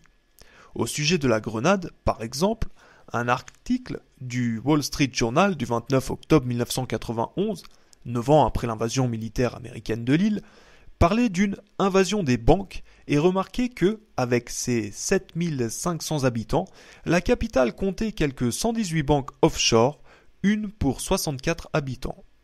Saint-Georges est devenu le Casablanca des Antilles, un paradis en expansion pour le blanchiment de l'argent, l'évasion fiscale et d'autres fraudes financières. Après avoir étudié le déroulement de plusieurs interventions militaires américaines, Stephen Shalom, Imperial Alibis, spécialiste des sciences politiques, concluait que les soldats morts dans ces interventions n'étaient pas morts pour sauver les ressortissants américains qui auraient sans doute été plus en sécurité sans l'invasion américaine, mais pour prouver que Washington régnait sur les Antilles et qu'il était prêt à se livrer aux pires violences pour faire respecter sa volonté. Shalom poursuivait. Il y eut bien certaines situations au cours desquelles des citoyens américains avaient couru un véritable danger, comme les 4 religieuses qui avaient été assassinées par les escadrons de la mort au Salvador en 1980. Mais à cette occasion, nulle intervention militaire américaine. Pas de débarquement de Marines, pas de bombardement préventif. Au lieu de cela, Washington accordait son soutien militaire et économique au régime des escadrons de la mort, ainsi qu'une formation militaire, un soutien diplomatique et le partage des informations. Le rôle historique des États-Unis au Salvador, où 2% de la population possédait 60% des terres, avait toujours été de s'assurer que les gouvernements de ce pays favoriseraient les intérêts des entreprises américaines, quels qu'en puissent être les effets catastrophiques sur l'immense majorité de la population. Les révoltes populaires susceptibles de nuire à ces intérêts devaient être réprimées. Lorsqu'une de ces révoltes éclata en 1932, menaçant le régime militaire en place, les États-Unis envoyèrent un croiseur et 2 destroyers pour soutenir le gouvernement qui massacra 30 000 Salvadoriens. L'administration de Jimmy Carter ne changea rien à cette politique. Elle souhaitait des réformes en Amérique latine, mais certainement pas des révolutions susceptibles de menacer les intérêts commerciaux américains. En 1980, Richard Cooper, expert économique au département d'État, déclarait devant le Congrès qu'une répartition plus équitable des richesses était souhaitable. Cependant, nous avons également grandement intérêt à voir se perpétuer ces systèmes économiques plutôt favorables. Des bouleversements majeurs de ces systèmes pourraient avoir d'énormes conséquences sur notre propre bien-être. En février 1980, l'archevêque catholique du Salvador, Oscar Romero, adressa un courrier personnel au président Carter pour lui demander d'interrompre l'aide militaire américaine au régime salvadorien. Peu avant, la garde nationale et la police nationale salvadorienne avaient ouvert le feu sur une foule de manifestants massés devant la cathédrale, faisant 24 morts. L'administration Carter poursuivit son soutien militaire et l'archevêque Romero fut assassiné le mois suivant. On eut bientôt quasiment la preuve que cet assassinat avait été organisé par Roberto d'Aubuisson, un dirigeant de l'extrême droite salvadorienne qui bénéficiait de la protection de Nicolás Carranza, ministre adjoint à la Défense, et que la CIA gratifiait chaque année de 90 000 $. Terrible ironie, ce fut Elliot Abrams, sous-secrétaire d'État aux droits de l'homme, qui fut chargé d'annoncer officiellement qu'Aubuisson n'était pas impliqué dans ce meurtre. Lorsque Reagan fut élu président, l'aide militaire au gouvernement salvadorien augmenta de manière spectaculaire. De 1946 à 1979, elle avait été de 16,7 millions de $. Au cours de la première année de la présidence de Reagan, le montant passa à 82 millions de $. Le Congrès fut tout de même suffisamment embarrassé par les assassinats au Salvador pour exiger, avant de voter de nouvelles aides, que le président se porte garant du progrès des droits de l'homme dans ce pays. Mais Reagan s'en moquait. Le 28 janvier 1982, on apprit que plusieurs villages paysans du Salvador avaient été rasés par les forces gouvernementales. Le lendemain, Reagan assura que le gouvernement salvadorien faisait de grands progrès dans le domaine des droits de l'homme. 3 jours après cette déclaration, les soldats saccagèrent les domiciles de pauvres gens à San Salvador même, expulsant les habitants avant de les exécuter. Lorsqu'à la fin de 1983, le Congrès vota une loi pour confirmer cette exigence de changement d'attitude dans le domaine des droits de l'homme, Reagan y opposa son veto. Comme le prouvent les documents publiés par Mark Hertsgaard dans son livre On Bended Knee, la presse fut particulièrement frileuse et obséquieuse sous Reagan. Lorsque le journaliste Raymond Bonner continua ses enquêtes sur les crimes gouvernementaux au Salvador et sur le rôle des États-Unis, le New York Times le releva de ses fonctions. En 1981, Bonner avait déjà rendu compte du massacre de centaines de civils perpétrés à El Mozote par un régiment de soldats entraînés par les États-Unis. L'administration Reagan s'offusqua de telles calomnies. Pourtant, en 1992, une équipe d'anthropologues découvrit des squelettes sur les lieux du massacre. Il s'agissait pour la plupart de squelettes d'enfants. L'année suivante, une commission des Nations Unies confirmait que les massacres avaient bien eu lieu à El Mozote. L'administration Reagan, qui ne s'offusquait guère du comportement des juntes militaires au pouvoir en Amérique latine, au Guatemala, au Salvador, au Chili, tant qu'elles étaient amicales à l'égard des États-Unis, devenait hystérique dès qu'une dictature lui était hostile. Ce fut le cas du régime de Kadhafi en Libye. En 1986, lorsque des terroristes non identifiés firent exploser une bombe dans une discothèque de Berlin-Ouest, tuant un soldat américain, la Maison-Blanche ordonna immédiatement des représailles. Kadhafi était sans aucun doute responsable de divers actes terroristes, mais il n'y avait absolument aucune preuve qu'il ait été dans ce cas précis. Et Reagan décida de frapper un grand coup. Des avions survolèrent Tripoli avec pour mission de bombarder le domicile de Kadhafi. Les bombes tombèrent sur une ville surpeuplée, faisant selon certains diplomates en place à Tripoli une centaine de victimes. Kadhafi en sortit indemne, mais l'une de ses filles adoptives fut tuée. Le professeur Stephen Shalom écrit à propos de ces événements Imperial Alibis. Si le terrorisme se définit comme une violence politiquement motivée perpétrée contre des cibles non militaires, alors l'un des actes de terrorisme international les plus spectaculaires de cette année est sans doute le raid américain sur la Libye. Au début de la présidence de Bush se produisit l'événement le plus important de la scène internationale depuis la fin de la Seconde Guerre mondiale. En 1989, alors qu'un nouveau dirigeant, Mikhaïl Gorbatchev, venait de s'installer aux commandes de l'Union soviétique, le mécontentement longtemps réprimé du peuple russe contre la dictature du prolétariat, qui était rapidement devenue une dictature contre le prolétariat, explosa dans tous les pays du bloc soviétique. Il y eut des manifestations gigantesques à travers toute l'Union soviétique et dans tous les pays de l'Est qu'elle opprimait depuis si longtemps. L'Allemagne de l'Est accepta la réunification avec l'Allemagne de l'Ouest, et le mur qui coupait Berlin en deux, symbole du contrôle archi-autoritaire de la République démocratique allemande sur sa population, fut abattu sous les yeux des citoyens des deux Allemagnes ivres de joie. En Tchécoslovaquie, un nouveau gouvernement non communiste fut mis en place, dirigé par un auteur dramatique, ancien dissident détenu dans les prisons du régime, Václav Havel. En Pologne, en Bulgarie, en Hongrie, de nombreux nouveaux régimes virent le jour, promettant la démocratie et la liberté. Et, chose extraordinaire, tout cela se passa sans guerre civile, sous la seule pression de la volonté populaire. Aux États-Unis, le Parti républicain prétendit que la politique sans compromis de Reagan et l'augmentation des dépenses militaires avaient provoqué l'effondrement de l'Union soviétique. En fait, les changements avaient commencé bien avant, dès la mort de Staline en 1953, et en particulier sous la responsabilité de Nikita Khrouchtchev. Un débat plus ouvert avait vu le jour à cette époque, mais la ligne dure pratiquée par les États-Unis était vite devenue un obstacle à la libéralisation du régime. L'ancien ambassadeur américain en Union soviétique, George Kennan, écrivit que l'extrémisme pendant la guerre froide avait plus retardé que hâté les grands changements qui ont renversé le régime soviétique à la fin des années 1980. Quand la presse et les politiciens américains exultèrent devant l'effondrement de l'Union soviétique, Kennan fit remarquer que non seulement la politique américaine durant la guerre froide avait retardé cet effondrement, mais qu'elle avait eu un coût terrible pour le peuple américain. Cela nous a coûté 40 années de phénoménales et parfaitement vaines dépenses militaires. Nous devons également subir cette culture du nucléaire qui fait que le gigantesque et inutile arsenal nucléaire est devenu, et reste aujourd'hui encore, un véritable danger pour l'environnement et pour la planète. L'effondrement soudain de l'Union soviétique surprit totalement les responsables politiques américains.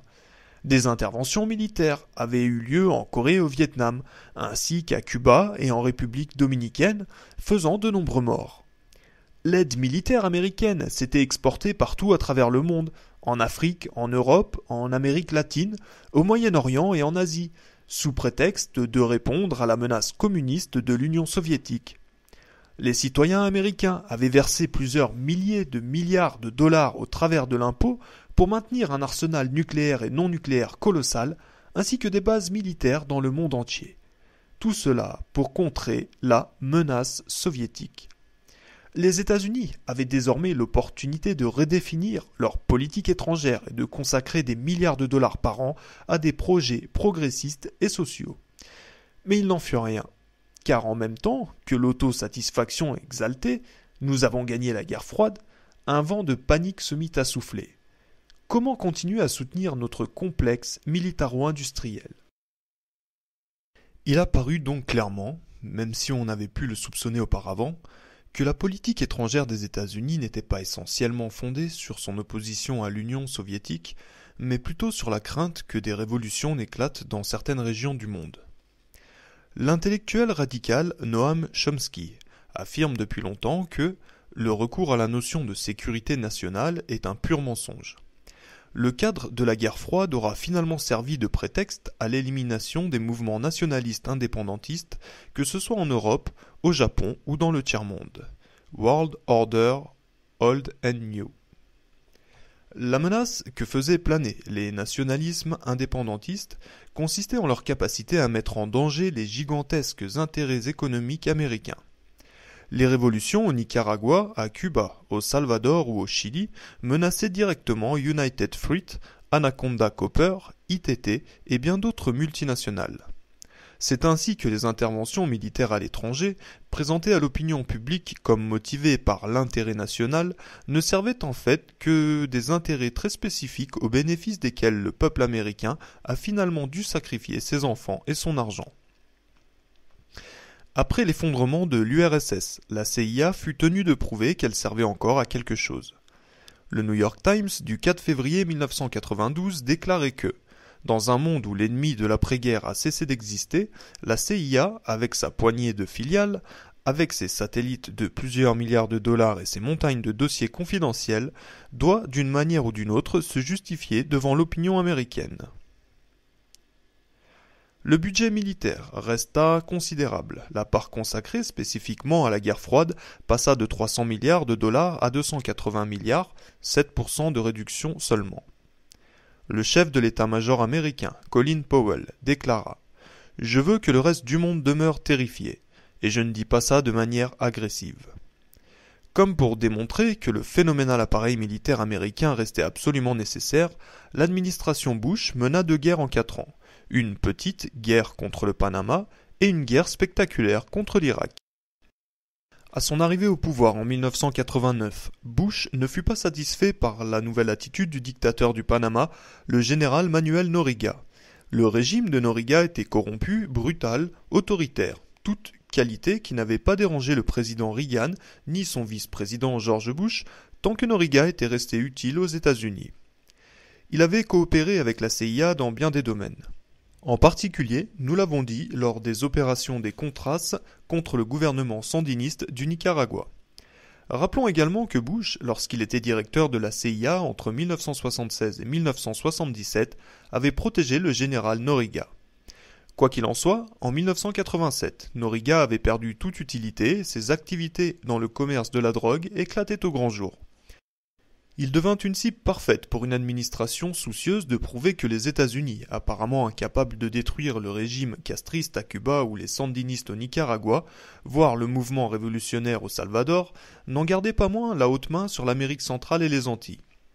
Sous prétexte de traîner Noriega devant les tribunaux pour trafic de drogue, une plainte avait été déposée contre lui en Floride, et de protéger quelques citoyens américains, un militaire et sa femme avaient été menacés par les soldats panaméens, 26 000 soldats américains envahirent Panama en décembre 1989. La victoire fut rapide. Noriega fut capturé et ramené en Floride pour y être jugé, où il fut condamné et emprisonné.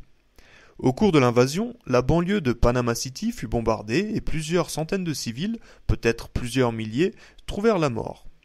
14 000 Panaméens se retrouvèrent sans abri. Mark Hertzgaard notait que les Américains, même en tenant compte des chiffres du Pentagone, quelques centaines de morts au cours de l'opération, avaient fait autant de victimes que les autorités chinoises lors de la tristement fameuse répression de la place Tiananmen à Pékin 6 mois auparavant.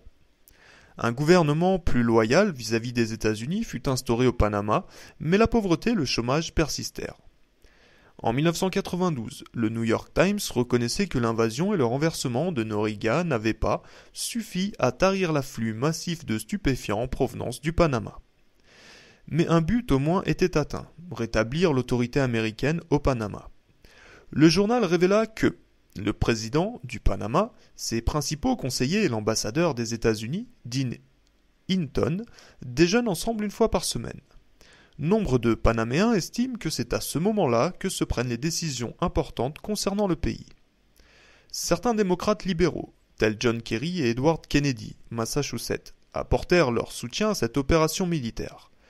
Les démocrates, soucieux de montrer que la politique étrangère relevait essentiellement du consensus bipartisan, restaient ainsi fidèles à leur attitude traditionnelle de soutien fervent des interventions militaires à l'étranger. Ils semblaient également déterminés à prouver qu'ils étaient aussi durs que les républicains. Néanmoins, l'intervention au Panama était de trop faible envergure pour accomplir ce que les administrations Reagan et Bush désiraient à tout prix: lutter contre le rejet, depuis l'expérience du Vietnam en particulier, des interventions militaires à l'étranger de la part de l'opinion américaine. 2 ans plus tard, la guerre contre l'Irak, dite guerre du Golfe, en fournit l'occasion. Sous la dictature impitoyable de Saddam Hussein, l'Irak avait envahi en août 1990 son petit voisin immensément riche en pétrole, le Koweït. À cette époque, George Bush avait besoin de soigner sa popularité chez les électeurs américains. Le Washington Post du 16 octobre 1990 annonçait en une que les sondages montraient une chute de confiance dans l'opinion publique. Bush plonge. Le 28 octobre, le même journal annonçait que certains observateurs au sein de son propre parti s'inquiètent de ce que le président se voit contraint de se lancer dans une guerre pour lutter contre l'érosion de sa popularité. Le 30 octobre, on décida secrètement de déclarer la guerre à l'Irak. Les Nations Unies avaient réagi à l'invasion du Koweït en décrétant des sanctions à l'encontre de l'Irak. Tous les témoignages apportés devant le Congrès à l'automne de 1990 certifiaient que ces sanctions avaient déjà porté leurs fruits et que cette politique devait se poursuivre. Un rapport confidentiel de la CIA destiné au Sénat confirmait que les importations irakiennes avaient chuté de plus de 90% à la suite de ces sanctions. Pourtant, lorsque les élections de novembre confirmèrent la progression du vote démocrate au Congrès, Bush doubla le nombre de soldats américains dans le Golfe, 500 000 soldats, mettant clairement en place une force plus offensive que défensive. Selon Elizabeth Drew, journaliste au New Yorker, le conseiller de Bush, John Sununu, déclarait à l'envi qu'une guerre brève et couronnée de succès ferait parfaitement l'affaire de Bush et assurerait sa réélection. L'historien John Wiener, observant après coup le contexte dans lequel fut décidée l'entrée en guerre, écrivit que Bush avait abandonné la politique de sanctions et opté pour la guerre parce que son calendrier, à l'approche des élections présidentielles de 1992, était avant tout politique. Ainsi, les aléas de la politique intérieure et le perpétuel désir de peser de façon décisive sur le contrôle des ressources pétrolières du Moyen-Orient furent les éléments clés de la déclaration de guerre contre l'Irak. Après la fin de la guerre, alors que les représentants des 13 nations productrices de pétrole étaient sur le point de se réunir à Genève, le correspondant du New York Times affirma que, suite à sa récente victoire militaire, l'Amérique avait désormais plus d'influence sur l'OPEP que n'importe quelle autre nation jusqu'ici. Et bien entendu, ces motivations ne furent pas révélées à l'opinion publique. On prétendit que les États-Unis souhaitaient par-dessus tout libérer le Koweït de l'occupation irakienne. Les principaux médias se contentèrent de cette explication sans rappeler que d'autres pays avaient été envahis sans susciter un tel intérêt de la part des États-Unis. Le Timor oriental par l'Indonésie, l'Iran par l'Irak, le Liban par Israël, le Mozambique par l'Afrique du Sud. La plus stupéfiante justification de cette guerre fut que l'Irak était sur le point de fabriquer sa première bombe atomique. Les preuves avancées étaient pourtant extrêmement faibles. Avant la crise du Koweït, les services de renseignement occidentaux avaient estimé qu'il faudrait entre 3 et 10 ans à l'Irak pour fabriquer une arme nucléaire. Même si l'Irak était en mesure de fabriquer l'une de ces bombes en 1 an ou 2, estimation des plus pessimistes, il n'avait pas les moyens de l'envoyer où que ce soit. En revanche, Israël disposait déjà des armes nucléaires et les États-Unis en possédaient 30 000. L'administration Bush essayait clairement de créer une paranoïa nationale autour de cette bombe que l'Irak ne détenait pourtant pas encore. Bush paraissait décidé à faire la guerre. À plusieurs occasions après l'invasion, il aurait été possible de négocier un retrait irakien du Koweït. Selon un article du Newsday du 29 août, l'Irak avait même fait quelques propositions en ce sens. Il n'y fut pas répondu. Lorsque le secrétaire d'État, James Blake, rencontra à Genève le ministre de la Défense irakien, Tariq Aziz, les instructions de Bush se résumaient à « pas question de négocier ». Malgré des mois de campagne de la part de Washington à propos de la menace que représentait Saddam Hussein, les sondages montraient que moins de la moitié des Américains souhaitaient une intervention militaire. En janvier 1991, éprouvant apparemment le besoin d'être soutenu, Bush demanda au Congrès de lui permettre de faire la guerre. Il ne s'agissait pas exactement d'une déclaration de guerre telle que l'exigeait la Constitution, mais depuis la Corée et le Vietnam, cette clause de la Constitution semblait définitivement abandonnée. Même les stricts constitutionnalistes, que se targuaient d'être les juges de la Cour suprême, ne bougèrent pas.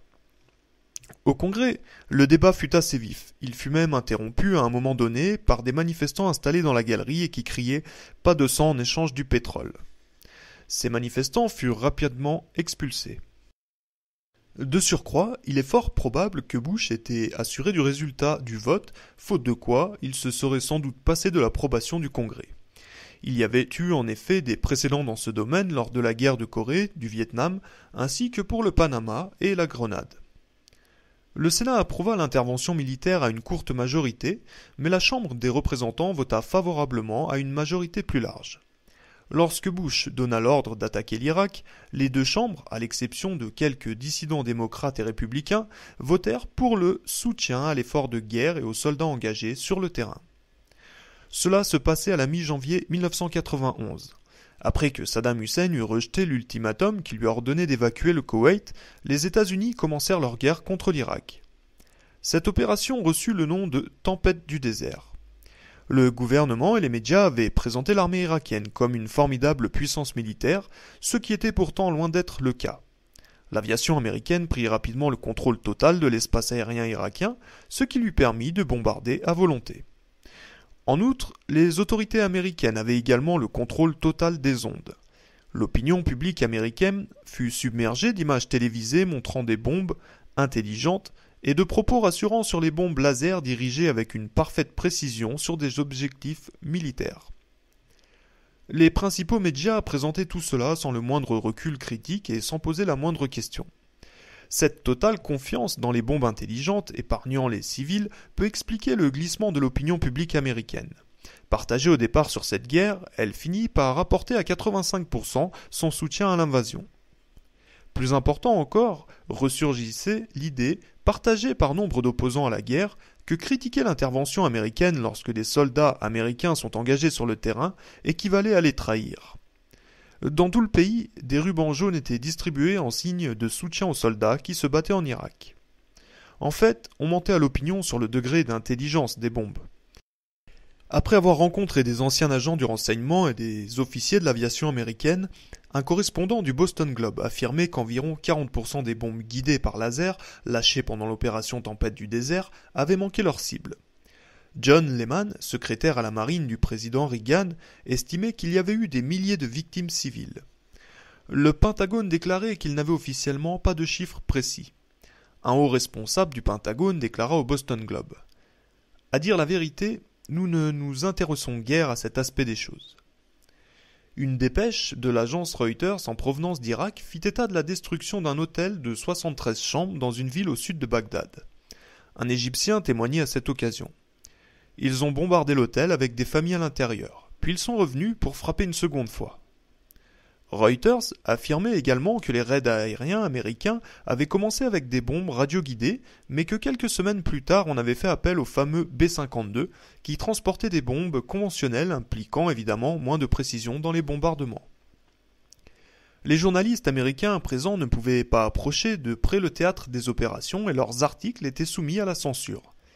À l'évidence, se souvenant de l'effet sur l'opinion publique des reportages effectués pendant la guerre du Vietnam, le gouvernement Bush avait décidé de ne prendre aucun risque. Un reporter du Washington Post, se plaignant du contrôle exercé sur l'information, écrivait le 22 janvier 1991. Les bombardements engagent des dizaines de B-52 à haute altitude, équipés d'un nombre impressionnant de bombes conventionnelles. Mais le Pentagone interdit les entretiens avec les pilotes de ces B-52, se refuse à nous montrer des images des opérations en cours et ne répond à aucune de nos questions sur les objectifs fixés à cet appareil qui est l'un des plus meurtriers et l'un des moins précis de l'armada aérienne composée de 2000 avions américains et alliés présents dans la région du Golfe. À la mi-février, l'aviation américaine lâcha ses bombes sur un abri antiaérien de Bagdad, tuant entre 4 et 500 personnes. Un journaliste de l'Associated Press, l'un des rares à avoir été autorisé à se rendre sur place, affirmait que la plupart des corps retrouvés étaient carbonisés et mutilés, rendant impossible toute identification. À l'évidence, des cadavres d'enfants se trouvaient parmi ces corps. Le Pentagone prétendit qu'il s'agissait d'une cible militaire, mais le journaliste de l'Associated Press déclara qu'on ne trouvait aucune trace de présence militaire sous les décombres de l'abri. D'autres journalistes qui se trouvaient sur place confirmèrent ces propos.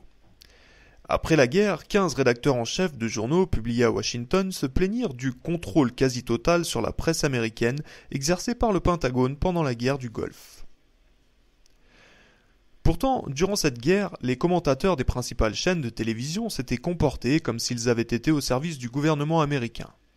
Dan Rather, par exemple, correspondant de CBS en poste en Arabie Saoudite et sans doute le plus omniprésent des journalistes au cours de la guerre, affirmait à propos d'un film qui montrait une bombe radioguidée ayant frappé un marché et fait de nombreuses victimes civiles qu'on pouvait être sûr que Saddam Hussein saurait profiter de ces victimes à des fins de propagande. Comme le rapporte Ed Siegel, un journaliste du Boston Globe, lorsque le gouvernement soviétique proposa de négocier l'évacuation du Koweït avant qu'une guerre au sol ne fût entreprise, le correspondant de CBS, Leslie Stahl, demanda à un autre journaliste « Ne serait-ce pas le pire des scénarios cauchemars? Les soviétiques n'essaient-ils pas de nous arrêter ?» La dernière étape de cette guerre, 6 semaines après son début, fut une attaque au sol qui rencontra aussi peu de résistance que les raids aériens. Malgré la certitude de l'emporter sur une armée en totale déroute, l'aviation américaine continua de bombarder les soldats irakiens en fuite qui quittaient en masse Koweït City. Un journaliste qualifiait la scène d'enfer sans nom, testament sanglant. À l'est comme à l'ouest, le sable était jonché des corps des soldats en fuite. Michael Howard, professeur d'histoire militaire à Yale, citait dans le New York Times du 28 janvier 1991 le stratège militaire Clausewitz, qui affirmait en son temps que si un massacre sanguinaire était un acte assez atroce pour nous faire considérer plus sérieusement la guerre, cela ne nous autorise pas à suspendre notre glaive au nom de l'humanité. Howard continuait. Dans ce duel des volontés, il n'en reste pas moins qu'il s'agit en fin de compte de choisir entre tuer ou être tué. Les conséquences humaines de la guerre apparurent avec une brutale évidence lorsqu'elle fut terminée. On apprit alors que les bombardements sur l'Irak avaient entraîné la famine, la maladie ainsi que la mort de dizaines de milliers d'enfants.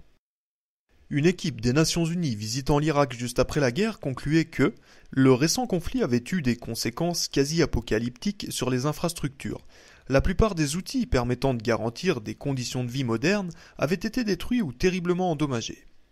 Une équipe médicale de Harvard nous apprit en mai 1991 que la mortalité infantile avait brusquement augmenté et que par rapport à l'année précédente, 55 000 enfants de plus étaient morts dans les 4 premiers mois de l'année. La guerre avait duré du 15 janvier au 28 février 1991. Le directeur d'un service d'obstétrique de Bagdad déclara à un journaliste du New York Times que, pendant la première nuit de bombardement sur Bagdad, l'électricité avait été coupée. Les mères sortaient leurs enfants des incubateurs, leur enlevaient leur intraveineuse. D'autres ont été sortis des tentes à oxygène et les femmes allaient dans la cave où il faisait moins chaud. Cette nuit-là, au cours des 12 premières heures du bombardement, j'ai perdu 40 prématurés. Bien que Saddam Hussein eût été décrit par les autorités et par la presse américaine comme un nouvel Hitler, la guerre prit fin sans que l'armée alliée ne pénètre dans Bagdad, le laissant ainsi au pouvoir. Les États-Unis avaient apparemment choisi de le fragiliser sans toutefois l'éliminer, de manière à le maintenir en place contre l'Iran. Au cours des années qui avaient précédé la guerre du Golfe, les États-Unis avaient vendu aussi bien des armes à l'Iran qu'à l'Irak et soutenu alternativement l'un et l'autre selon la stratégie classique de l'équilibre des forces.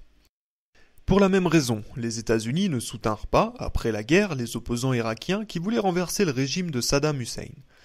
Datée du 26 mars 1991, une dépêche du New York Times émanant de Washington révélait que, selon les affirmations de certains officiels et quelques informations anonymes, le président Bush avait décidé de laisser le président Saddam Hussein mater les mouvements de révolte intérieure sans intervenir plutôt que de risquer de voir l'Irak s'effondrer. On abandonnait ainsi à leur triste sort la minorité kurde qui se rebellait contre Saddam Hussein et certains éléments anti-Hussein au sein de la population irakienne. Le Washington Post du 3 mai 1991 faisait état d'importantes défections de militaires au sein de l'armée irakienne qui auraient pu prendre la tête de la rébellion kurde mais qui ne se sont jamais réellement décidés tant ils semblaient convaincus que les États-Unis ne les soutiendraient pas. Zbigniew Brzezinski, jadis conseiller de Carter à la sécurité nationale, donna un mois après la fin de la guerre son avis sur ses avantages et ses inconvénients. Les gains sont indubitablement fantastiques. D'abord, une scandaleuse agression a été condamnée et punie. Ensuite, la puissance militaire américaine sera désormais prise au sérieux. Enfin, le Moyen-Orient et le Golfe Persique entrent maintenant clairement dans la zone d'influence américaine. Néanmoins, Brzezinski s'inquiétait de certaines conséquences négatives des événements. Par exemple, l'extrême violence des bombardements aériens sur l'Irak pourrait apparaître comme la preuve que les Américains n'accordent aucune valeur aux vies arabes. Et cela pose la question éthique de la proportionnalité de la réponse militaire. Cette question concernant le peu de valeur accordé aux vies arabes est particulièrement soulignée par le fait que la guerre du Golfe avait provoqué une forte réaction anti-arabe aux États-Unis même, où l'on vit d'ailleurs des Américains d'origine arabe insultés, battus et même menacés de mort. On vit également apparaître sur les pare-brises des autocollants affirmant « Je ne freine pas pour les Irakiens ». Un homme d'affaires américain d'origine arabe fut roué de coups à Toledo, dans l'Ohio. Le jugement modéré de Brzezinski sur la guerre du Golfe peut être considéré comme le reflet de la position du Parti démocrate. Il avait soutenu l'administration Bush. Il était satisfait des résultats. Il regrettait quelque peu les victimes civiles, mais il ne s'y opposait pas fermement. Le président George Bush était également satisfait. À la fin de la guerre, il déclara sur les ondes des radios « Le spectre du Vietnam a définitivement été enterré dans les sables du désert de la péninsule arabique. » L'appareil médiatique applaudit à tout rompre. Les deux principaux magazines d'information, Time et Newsweek, firent paraître des éditions spéciales se réjouissant de la victoire américaine. Sans mentionner d'aucune façon les morts irakiens, ils soulignèrent le fait qu'il n'y avait eu que quelques centaines de pertes du côté américain. L'éditorial du New York Times du 30 mars 1991 déclarait « La victoire de l'Amérique dans la guerre du Golfe offre de bonnes raisons de féliciter l'armée américaine qui a brillamment exploité sa force de feu et sa mobilité en effaçant du même coup le souvenir de ses terribles difficultés au Vietnam. » Un poète noir de Berkeley, Californie, June Jordan, voyait cela d'un autre œil. « Je vous avertis, c'est juste un flash, exactement comme le crack, ça ne dure jamais longtemps. »